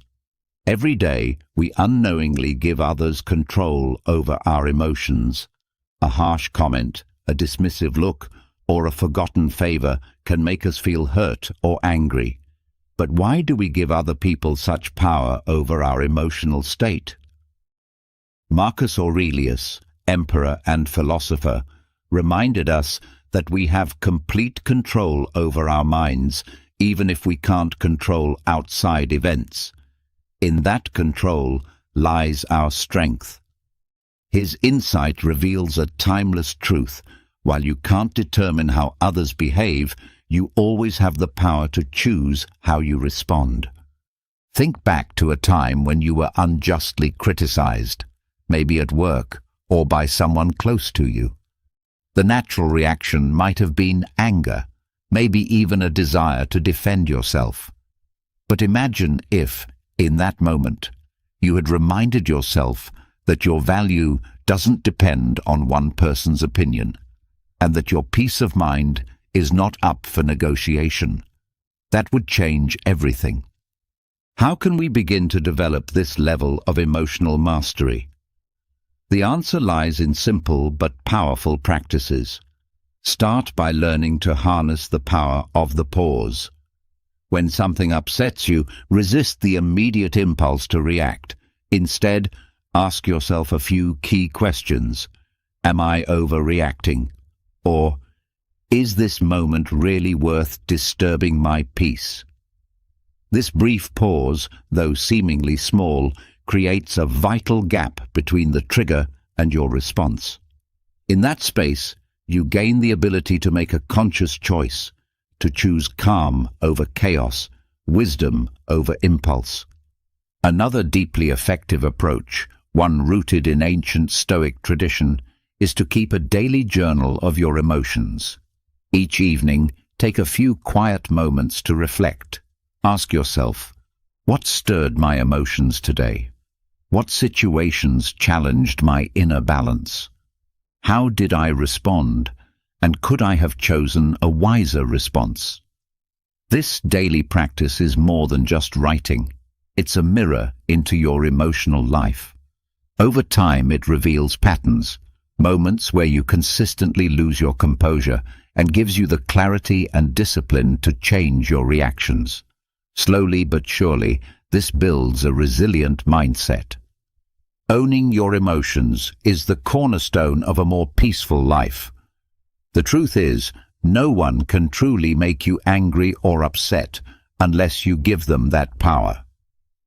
The Stoic emperor Marcus Aurelius captured this timeless wisdom when he wrote, "If you are distressed by anything external, the pain is not due to the thing itself, but to your estimate of it, and this you have the power to revoke at any moment." These words are not just theory, they are a call to action. They remind us that emotions, while powerful, are our possession. They are not the result of what someone else says or does, but of how we interpret and internalize the situation. Your peace of mind is your responsibility. When you learn to protect it, fiercely but calmly, you will find that very little in this world can truly disturb your inner spirit. So ask yourself, does this way of thinking resonate with you? If it does, take a moment to like this message and share your own thoughts in the comments. I'd truly love to hear your personal stories and reflections. And if you see things differently, I welcome your perspective as well. Your insights might ignite a meaningful and enriching conversation that helps us all grow. Let's keep growing together as we move forward into the next timeless principle. Lesson number 6. Practice non-reaction. In life, unexpected moments often catch us by surprise. A colleague might publicly criticize you during a meeting, leaving you stunned and embarrassed. A stranger may rudely cut in front of you in a line you've been patiently standing in. Or someone might throw a sharp and careless remark your way, leaving you feeling offended or even angry. These types of encounters, though they may seem small, can easily shake your mood and stir up feelings of resentment and frustration. But is there a better way to handle such moments? Is there a way to remain grounded and composed, even when others act out of line? The answer lies in mastering the ancient yet powerful art of non-reaction. Epictetus, one of the great voices of Stoicism, once said, "It's not what happens to you, but how you react to it that matters." This simple truth holds immense power. When you pause and reflect on it, you begin to see that your emotional state is not determined by other people's behavior, but by how you choose to perceive and respond to it. Take the earlier example of being criticized during a meeting. Your initial reaction might be to feel embarrassed or irritated, especially if the criticism is public and unexpected. You might feel the urge to immediately defend yourself or push back to protect your pride. But what if you paused instead? What if, in that brief space between stimulus and response, you asked yourself, why should I let this define my mood or my worth? That colleague's hasty or insensitive words don't actually diminish your capabilities. They only reflect their own mindset in that moment. By choosing not to react emotionally, you protect your peace, maintain your professionalism, and show strength, not weakness. Consider an alternative and more stoic approach. You smile calmly and respond, "Thank you for the feedback. I'll address that after I finish presenting my ideas." With that single response, you seize control of the situation. The colleague, expecting a defensive reaction, is instead met with grace and composure. And you, rather than being flustered or rattled, walk away from the meeting with confidence and inner calm. This is the quiet power of non-reaction. Seneca, another towering figure of Stoicism, once advised, "The greatest remedy for anger is delay." One of the most effective ways to master non-reaction is to give yourself time. When someone insults you or challenges you unfairly, resist the temptation to fire back immediately. Instead, take a breath, reflect, If the conflict is over email, delay your reply by an hour or even a full day. Time grants you clarity, and clarity allows you to respond wisely rather than impulsively. Sometimes the strongest response is silence. Choosing not to retaliate doesn't mean you are weak. On the contrary, it means you are in full control. By refusing to be provoked, you remain the master of your inner state. There's a wise old saying, if a donkey kicks you and you kick back, you're both donkeys. This humorous yet profound parable teaches that reacting to negativity with more negativity only pulls you down to the same level. But when you rise above it, when you choose not to engage, you preserve your dignity and your peace. Picture a heated argument. Each word adds fuel to the fire, but then imagine one person stops speaking. They no longer react. Eventually the flames die down. Without fuel, anger cannot survive. The one who steps back from the conflict emerges not as weak, but as wise. They have chosen peace over pride and have protected their emotional balance. Take a moment to reflect. When was the last time you lost your temper over something that in hindsight was trivial? Was the anger worth it? If you could return to that moment, would you respond differently? These are powerful questions that invite us to become more self-aware and more in control of ourselves. Marcus Aurelius captured it best when he wrote, "If you are distressed by anything external, the pain is not due to the thing itself, but to your estimate of it, and this you have the power to revoke at any moment."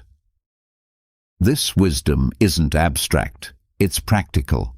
It means that even in the chaos of life, you always have the power to reclaim your peace. Mastering non-reaction doesn't mean you accept mistreatment or remain passive in the face of injustice. It means you become discerning, choosing where your energy is best spent and refusing to waste it on meaningless provocation. By embracing non-reaction, you gain emotional mastery. You protect your peace. You develop a strong, grounded soul that cannot be easily shaken by outside forces.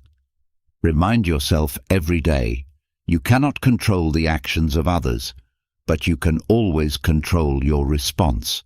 In a world full of noise, calmness, silence, and an unshaken heart are your greatest strengths. This is the essence of Stoicism. Now, let's explore the next vital teaching. Lesson number 7. Find joy in selflessness. As we learn to stay calm and resist the urge to react hastily to the world around us, something remarkable begins to happen. Our inner world begins to lighten. The burdens we once carried, anger, irritation, resentment, begin to lift. The things that used to trigger us now feel like minor ripples in the vast river of life. And in that space where bitterness used to reside, something new and beautiful takes root. A quiet, radiant joy. The joy of understanding, of compassion, and of giving without expectation. As our hearts soften and open, we make room for empathy and love. We begin to see that sometimes the most powerful way to protect our peace is to simply forgive, to let go, to offer kindness even when it is not returned. This is not weakness, it is transcendence. It is the mind finding clarity and the heart expanding to embrace others, even those who fall short. Marcus Aurelius beautifully reminds us in his writings that when we wake in the morning, we should take a moment to reflect on the privilege of being alive, to think, to experience joy, and to love. These are gifts that each new day provides. These simple yet profound words serve as a gentle reminder of the blessings life offers us. Every morning is an opportunity to love, to help others, and to live with a heart that is more open and receptive than it was the day before. Through the lens of Marcus Aurelius, forgiveness is not something distant or difficult to attain. It is simply an awareness that helping others brings joy, not just to them, but also to ourselves. I recall a story about a friend who worked in a highly stressful environment where he was frequently criticized, sometimes unfairly, by his colleagues. Instead of responding with anger or frustration, he chose to pause and reflect. He asked himself, "Are they going through something that I don't know about?" One day, he learned that a colleague who had been particularly critical was facing severe financial struggles. This revelation changed his entire perspective. Rather than retaliating, he chose to remain silent, to listen, and even offered help when he could. Over time, this approach not only improved their relationship, but also created a more positive and less tense atmosphere in the workplace. The same principle can be applied to our family lives. Minor disagreements in families often have the potential to escalate into major arguments. Imagine having a relative who constantly criticizes you, no matter what you do. Their words might hurt deeply, but it's important to remember that their criticism often comes from their own insecurities or struggles, rather than from a genuine desire to hurt you. When you understand this, it becomes much easier to disarm your own anger. Choosing forgiveness doesn't mean you accept wrongdoing. It means you choose not to let it dictate how you feel or control your emotional state. Anger frequently arises from our expectations of others. We expect people to behave according to our standards, but life is inherently imperfect. Everyone carries unseen burdens, and recognizing this fact allows us to let go of our expectations. Once these expectations fade, there is no longer a reason for anger to take root. The beauty of forgiveness is that it not only helps us move beyond anger, but also brings a deep sense of joy and relief. Reflect for a moment. Can you recall a time when you helped someone without expecting anything in return? How did it feel? It was likely a peaceful, fulfilling experience, one that brought a sense of purpose and joy that surpassed any material reward. Epictetus once wisely stated, "No man is free who is not master of himself." Practicing forgiveness is not only about giving to others, it is about reclaiming control over our own emotions. It is a form of spiritual freedom, a state of peace that cannot be bought with material wealth. Modern research supports this idea. People who regularly engage in acts of kindness and selflessness report higher levels of happiness. The teachings of Stoicism, which have endured for millennia, understood this truth deeply. Forgiveness is not merely a moral virtue, it is a path to a fuller, more meaningful life. Take a moment to ask yourself, can I see this situation from the other person's perspective? What might be driving their behavior?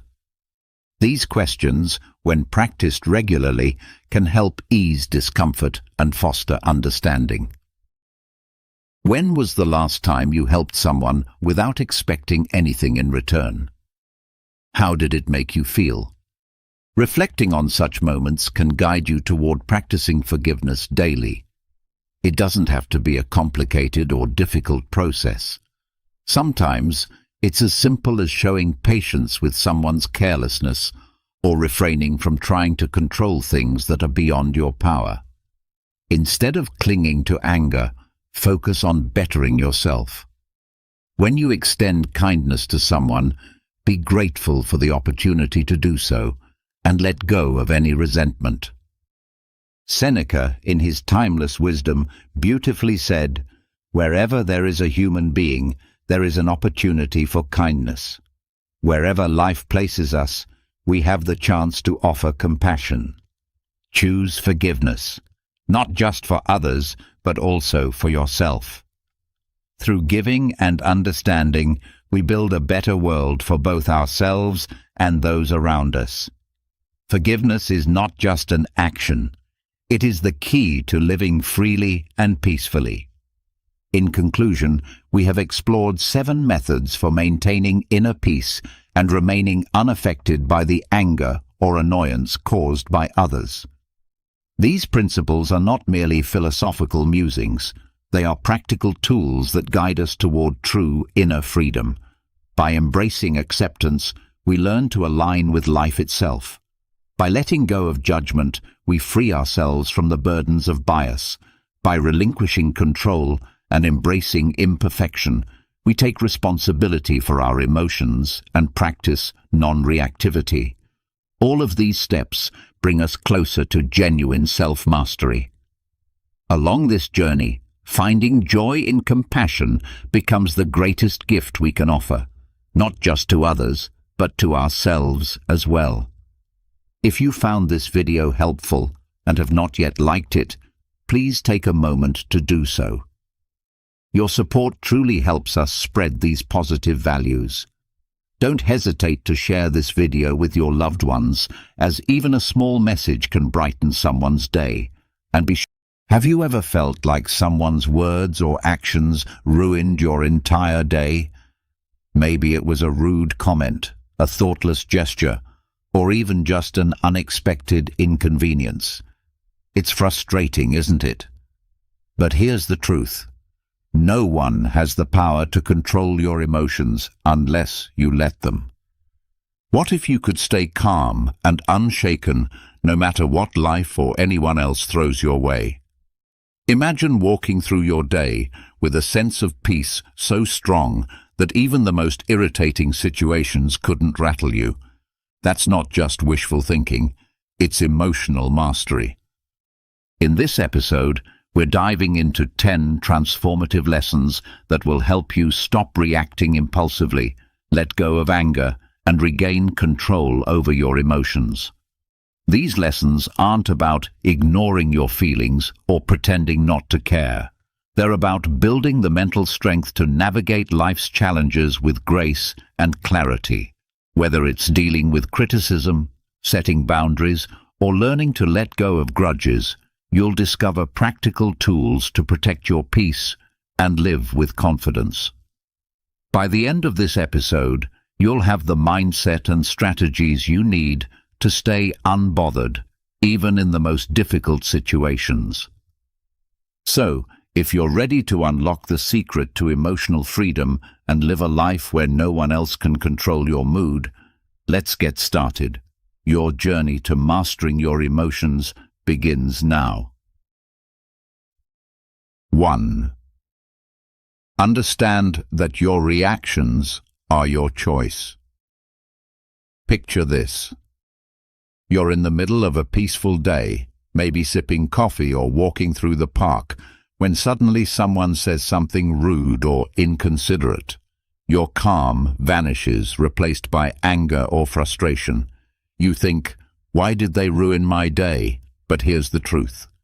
They didn't. You did. Your emotions are your responsibility, not theirs.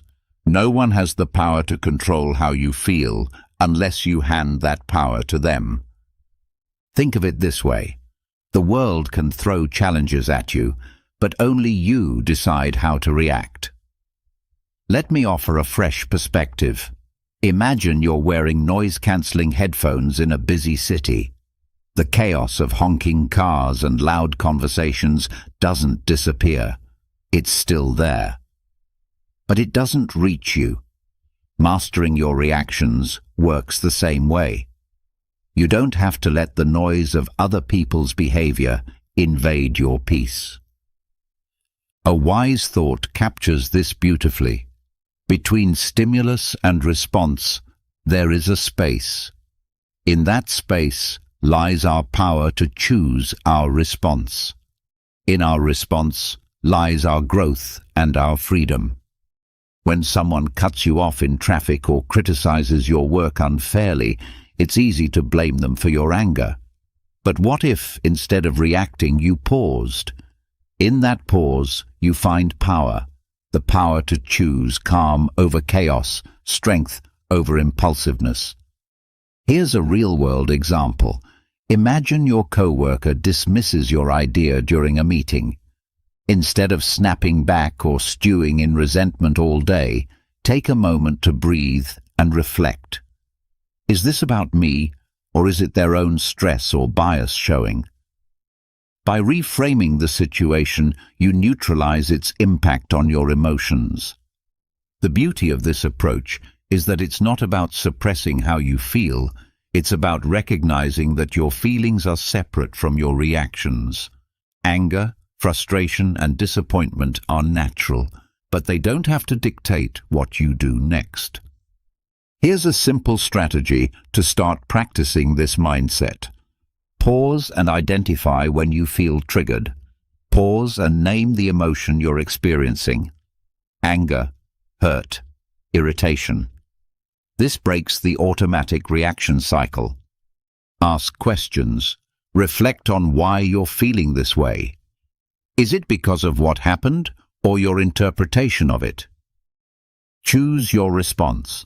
Decide how you want to act based on your values and long-term peace, not the heat of the moment. Imagine the freedom of walking through life unbothered by others' actions, the rude stranger, the thoughtless remark, the minor inconvenience. All of them lose their grip on you when you take control of your reactions. In every moment, you have a choice. You can let others dictate your emotions, or you can reclaim your power and protect your peace. The next time someone tries to push your buttons, remember, their behavior doesn't define you. Your reaction does, and in choosing calm, you gain not just emotional mastery, but true freedom. 2. Stop expecting people to behave like you. Have you ever been disappointed by someone who, when you find yourself in need, is nowhere to be found? Disappointment washes over you, and you think, how could they be so inconsiderate? I would never treat them this way. Here's the hard truth. People don't operate by your standards or values. They act based on their own. Expecting others to think, behave, or respond the way you would is like trying to control the weather. It's impossible and only leads to frustration. Think of it this way. Each person is walking their own path, shaped by their experiences, beliefs, and priorities. When someone does something that annoys or hurts you, it's often not a reflection of you, it's a reflection of them. Trying to change or control their behavior only leaves you feeling powerless.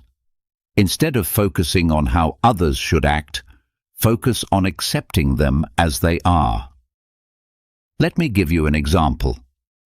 Imagine a coworker who constantly interrupts during meetings. Instead of seething with frustration or trying to teach them a lesson, recognize that their habit has nothing to do with you.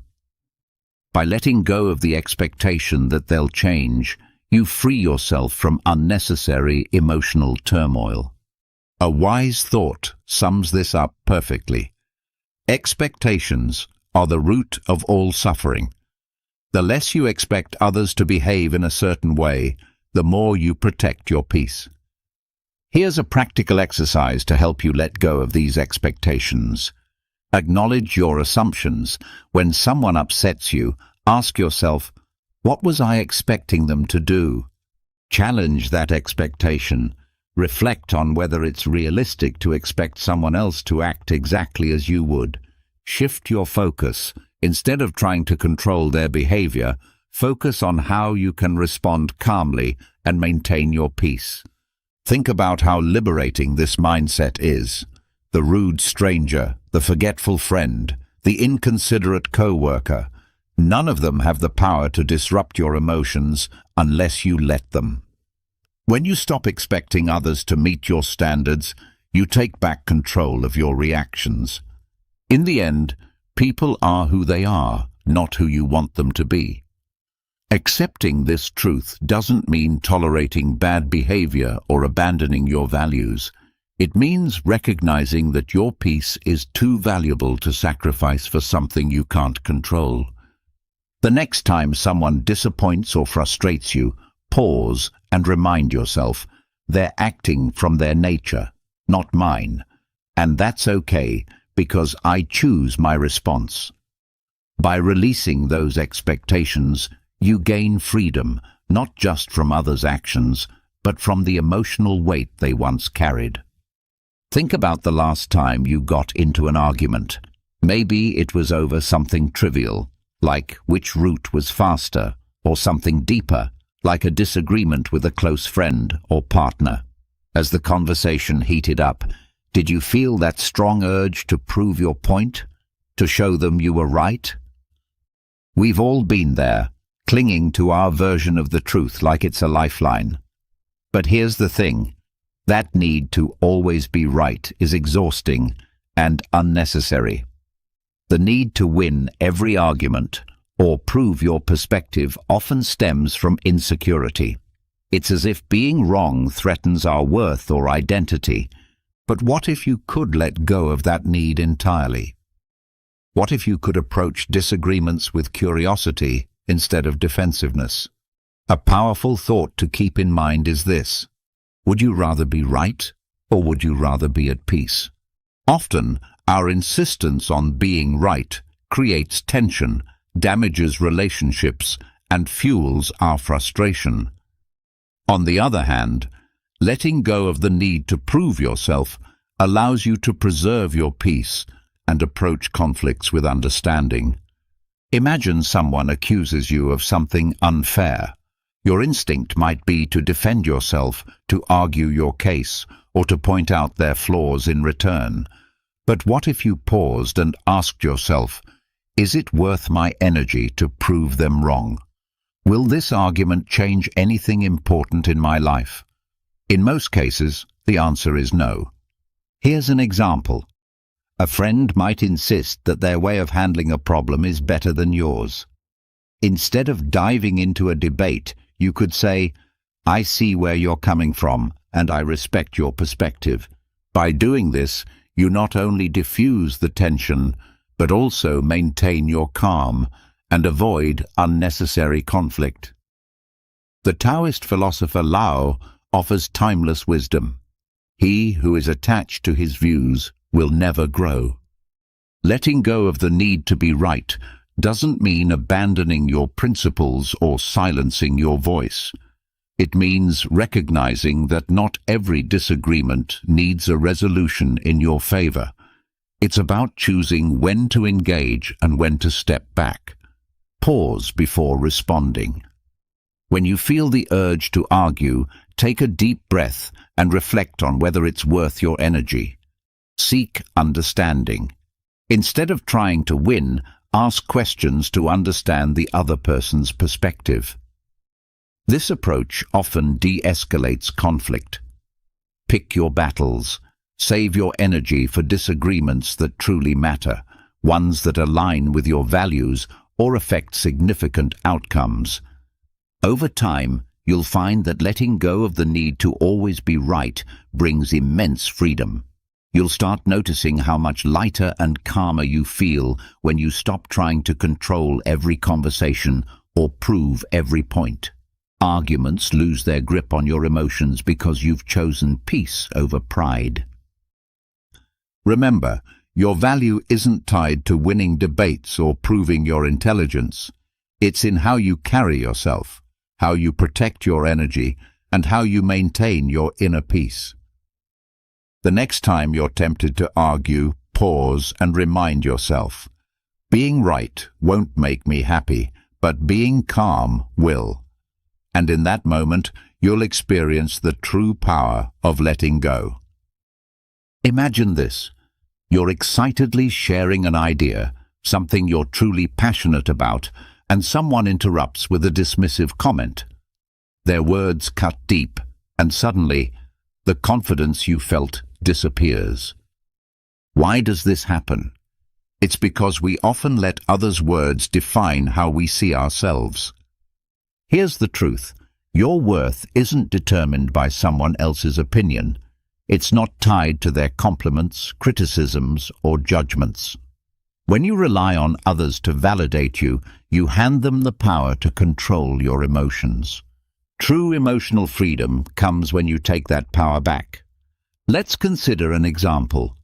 A colleague criticizes your work, not constructively, but in a way that feels harsh or personal. Your instinct might be to defend yourself or feel disheartened. But what if, instead of reacting, you paused and reminded yourself, their words reflect their perspective, not my value. By detaching your worth from their opinion, you protect your peace and maintain your focus. Marcus Aurelius captured this wisdom perfectly. It never ceases to amaze me. We all love ourselves more than other people, but care more about their opinions than our own. This isn't about ignoring feedback or dismissing others entirely. It's about filtering what truly matters. Constructive criticism can help you grow, but unwarranted negativity doesn't deserve space in your mind. Pause before reacting.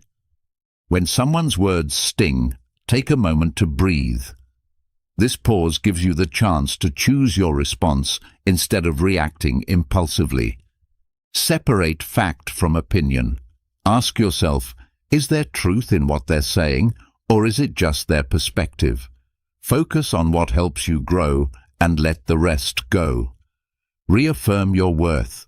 Remind yourself that your value isn't tied to anyone else's approval. Your worth is intrinsic, independent of external validation. Lao offers another layer of wisdom. Care about what other people think, and you will always be their prisoner.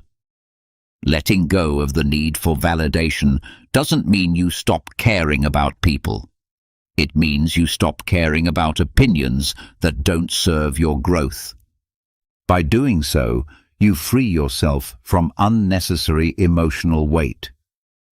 The next time someone's words challenge your confidence, pause and ask yourself, am I letting this define me, or can I choose to focus on what I know to be true about myself?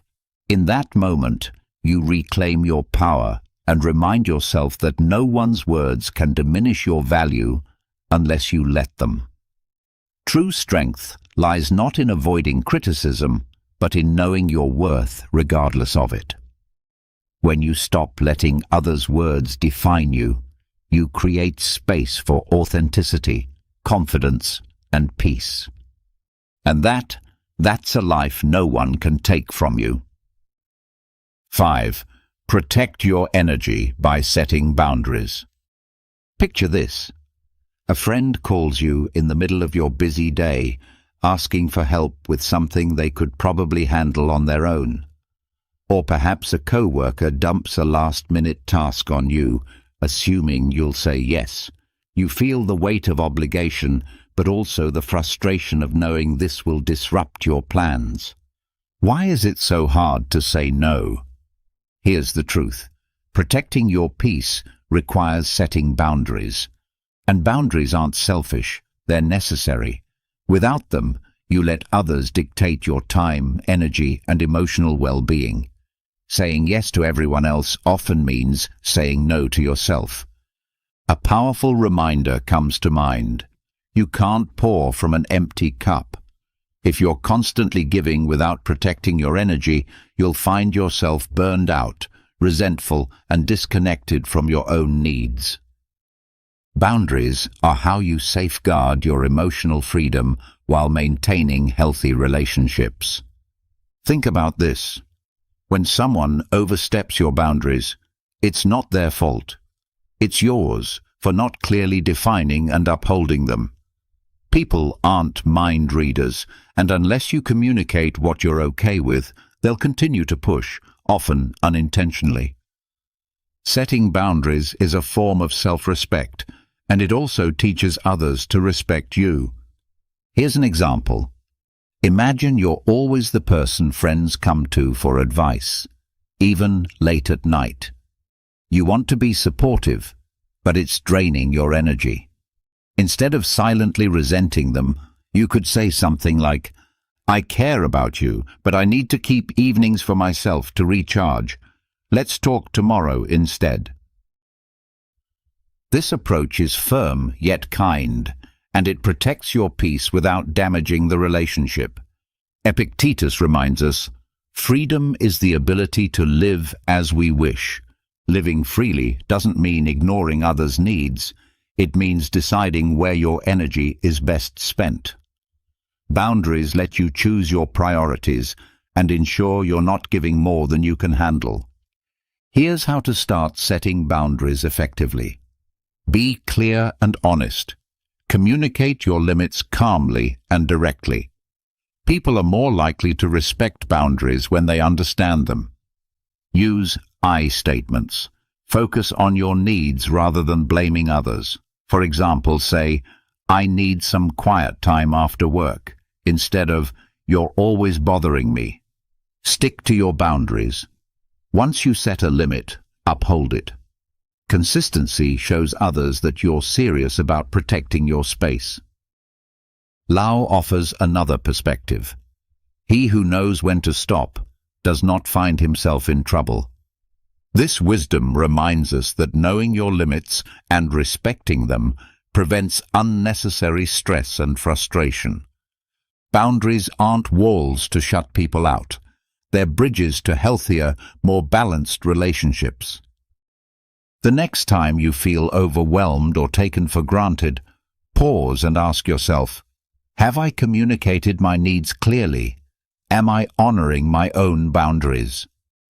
By setting limits, you free yourself from unnecessary obligations and reclaim your energy for what truly matters. Remember, you're not responsible for managing everyone else's feelings or fixing their problems. Your primary responsibility is to yourself, your peace, your time, and your emotional well-being. So protect your energy, set your boundaries, and watch how much lighter and more in control you feel. Because when you prioritize yourself, you give the best version of yourself to the world. 6. Detach from the opinions of others. Imagine this.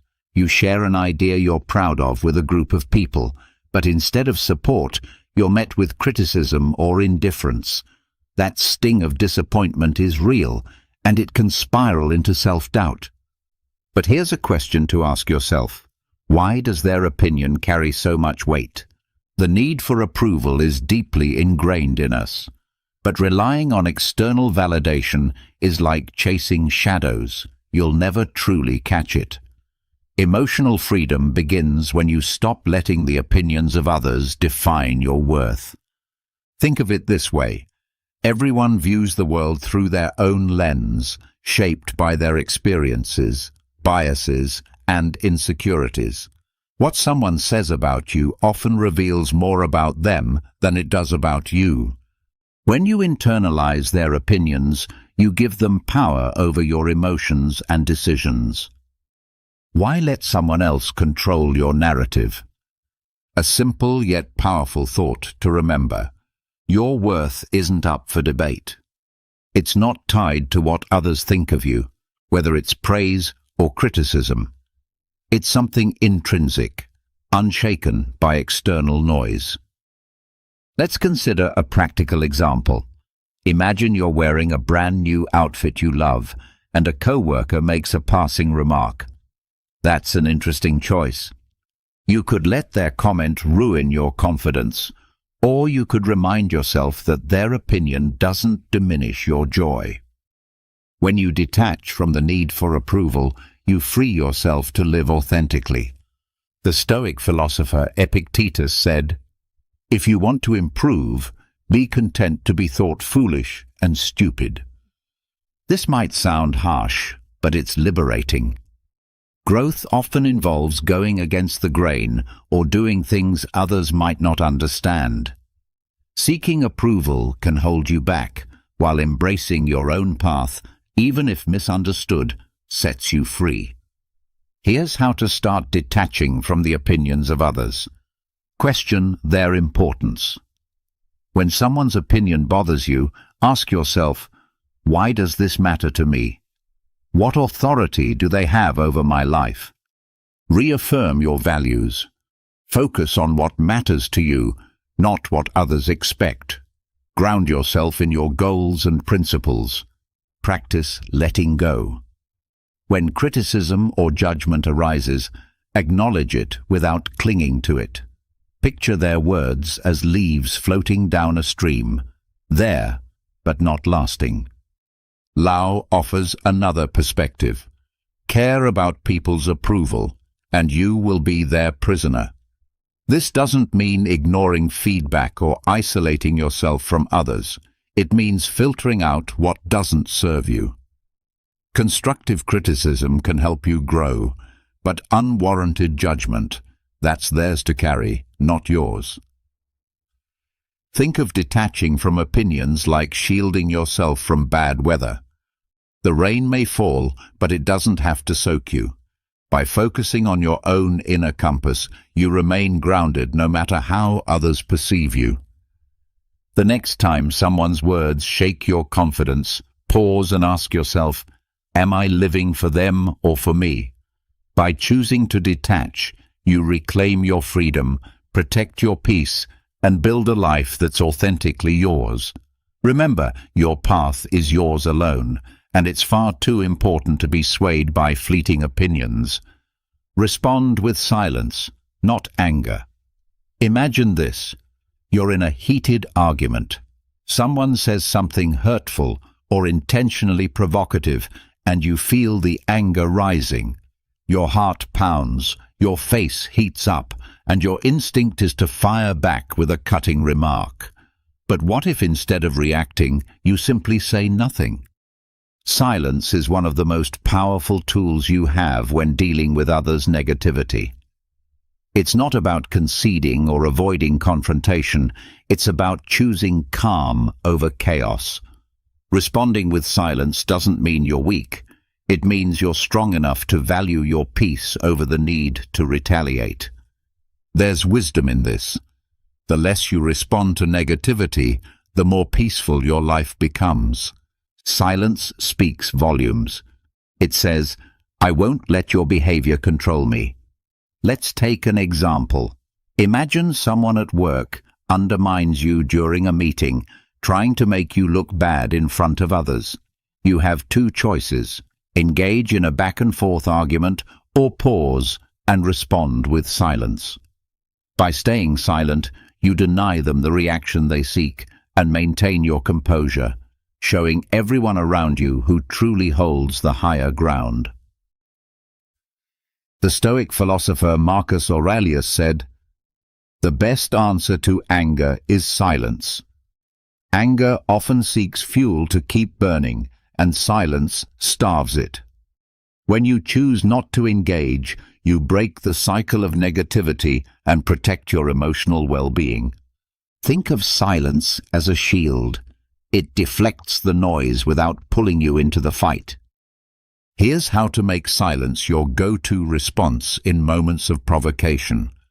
Pause before reacting. When someone says something provocative, take a moment to breathe. Silence creates space for clarity. Listen without defending. Sometimes people just want to vent or be heard. Let them speak without interrupting or feeling the need to explain yourself. Speak only when necessary. If a response is required, keep it calm, measured, and to the point. A Buddhist teaching reminds us, speak only if it improves upon the silence. This doesn't mean you suppress your feelings. It means you choose when and how to express them. Silence doesn't ignore the problem. It preserves your energy for moments where your voice truly matters.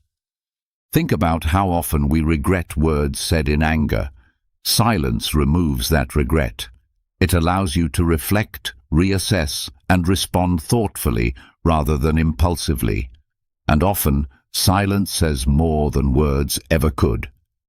The next time someone tries to provoke you, pause and ask yourself, will responding add value, or will it simply escalate the situation? By choosing silence, you protect your peace, demonstrate strength, and keep control of the narrative.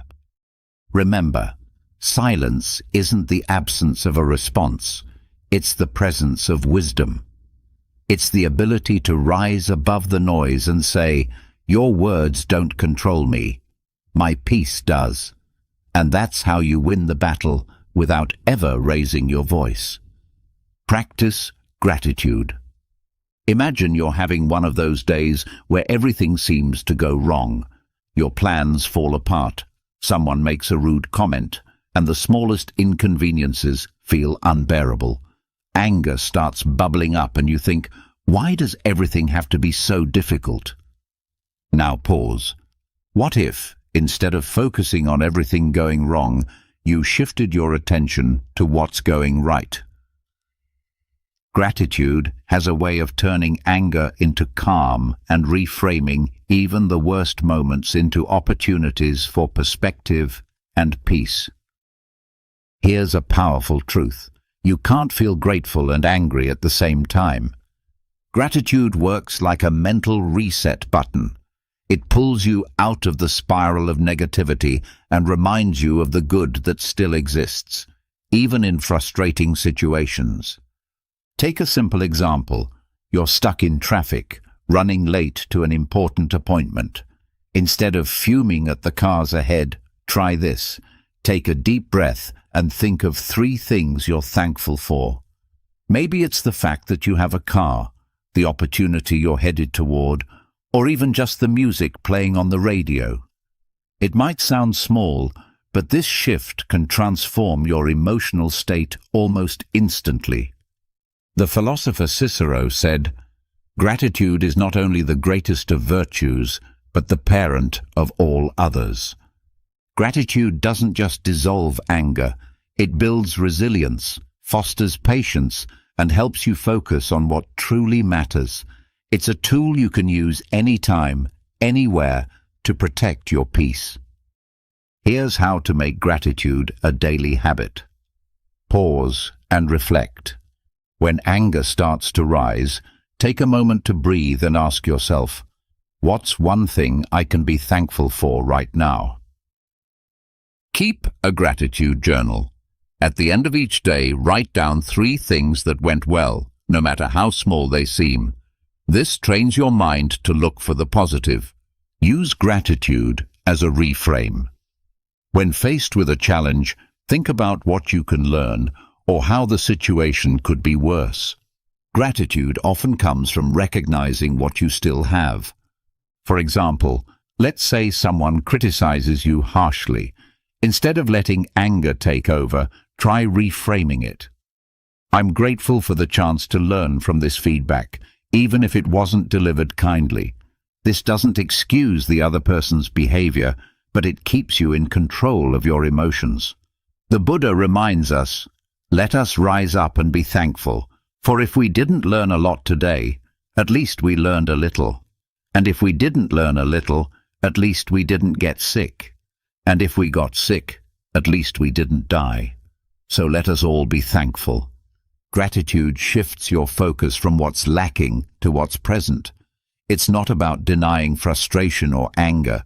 It's about choosing to prioritize what uplifts you over what drags you down. The next time you feel anger creeping in, pause and ask yourself, what can I be thankful for in this moment?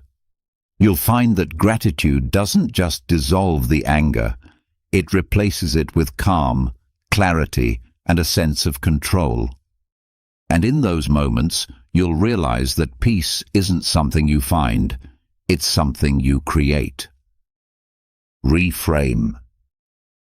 Criticism as a tool for growth. Imagine this.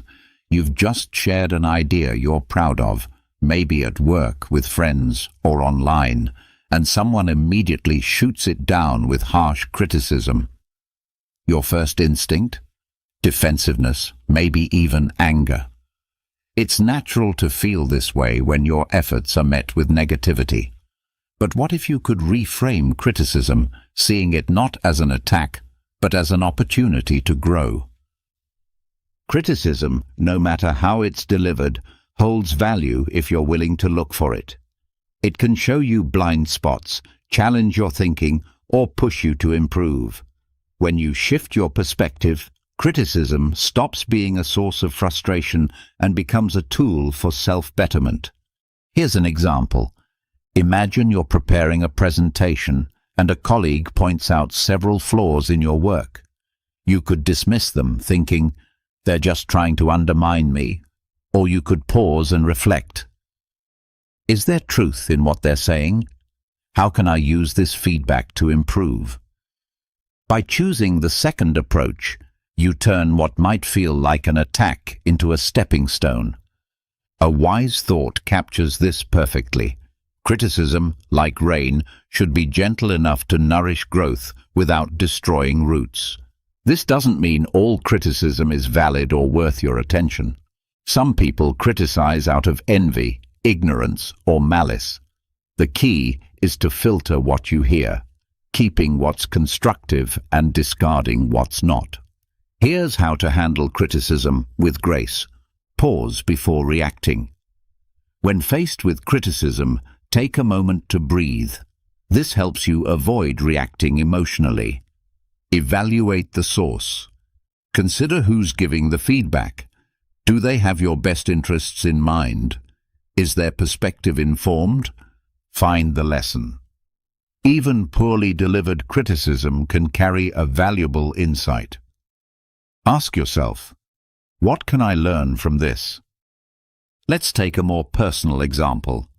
Imagine a family member makes a critical remark about your choices, like your career or lifestyle. Instead of arguing or shutting down, you could say, "I hear your concerns. I'll think about what you've said." This response shows maturity and gives you the chance to reflect later without escalating the conflict. Epictetus offers a timeless reminder. If anyone tells you that a certain person speaks ill of you, do not make excuses about what is said of you, but answer, "He does not know my other faults, else he would not have mentioned only these." This Stoic wisdom reminds us not to take criticism too personally. Instead, see it as part of the journey towards self-improvement. The next time someone critiques you, ask yourself, what can I learn from this feedback? Is this criticism about me, or does it reflect more about them? How can I grow from this moment? Lao Tzu reminds us, knowing others is intelligence. Knowing yourself is true wisdom. Criticism, when approached with the right mindset, is a mirror that helps you understand yourself better. It's not always comfortable, but growth rarely is. By welcoming feedback, even when it stings, you develop resilience, humility, and a stronger sense of self.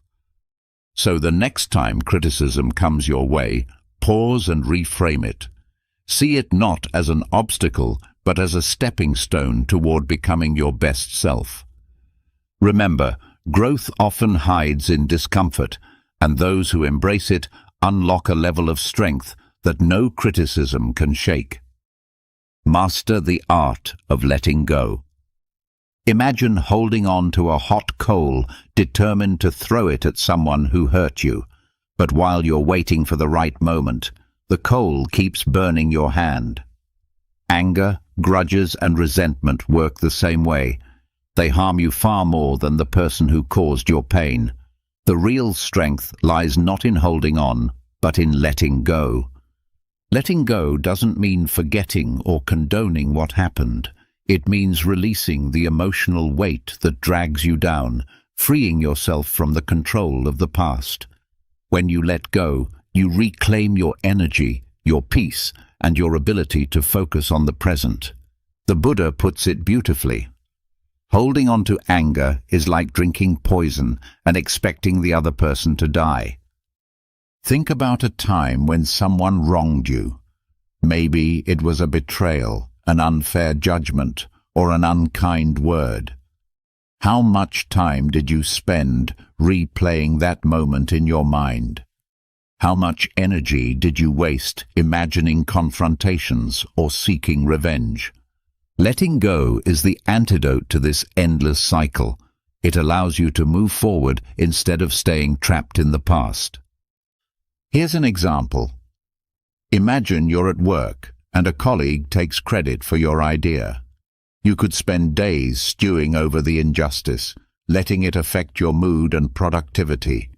Or you could let it go, recognizing that your worth isn't tied to one moment of recognition. By choosing the latter, you protect your peace and focus on what truly matters, your growth and future opportunities. Lao Tzu offers profound wisdom. When I let go of what I am, I become what I might be. Letting go isn't just about releasing anger or resentment. It's also about letting go of perfectionism, fear of failure, or the need for control. It's about embracing life as it is, with all its unpredictability, and finding freedom in acceptance. Here's how to start practicing the art of letting go. Acknowledge your feelings. Suppressing emotions only makes them stronger.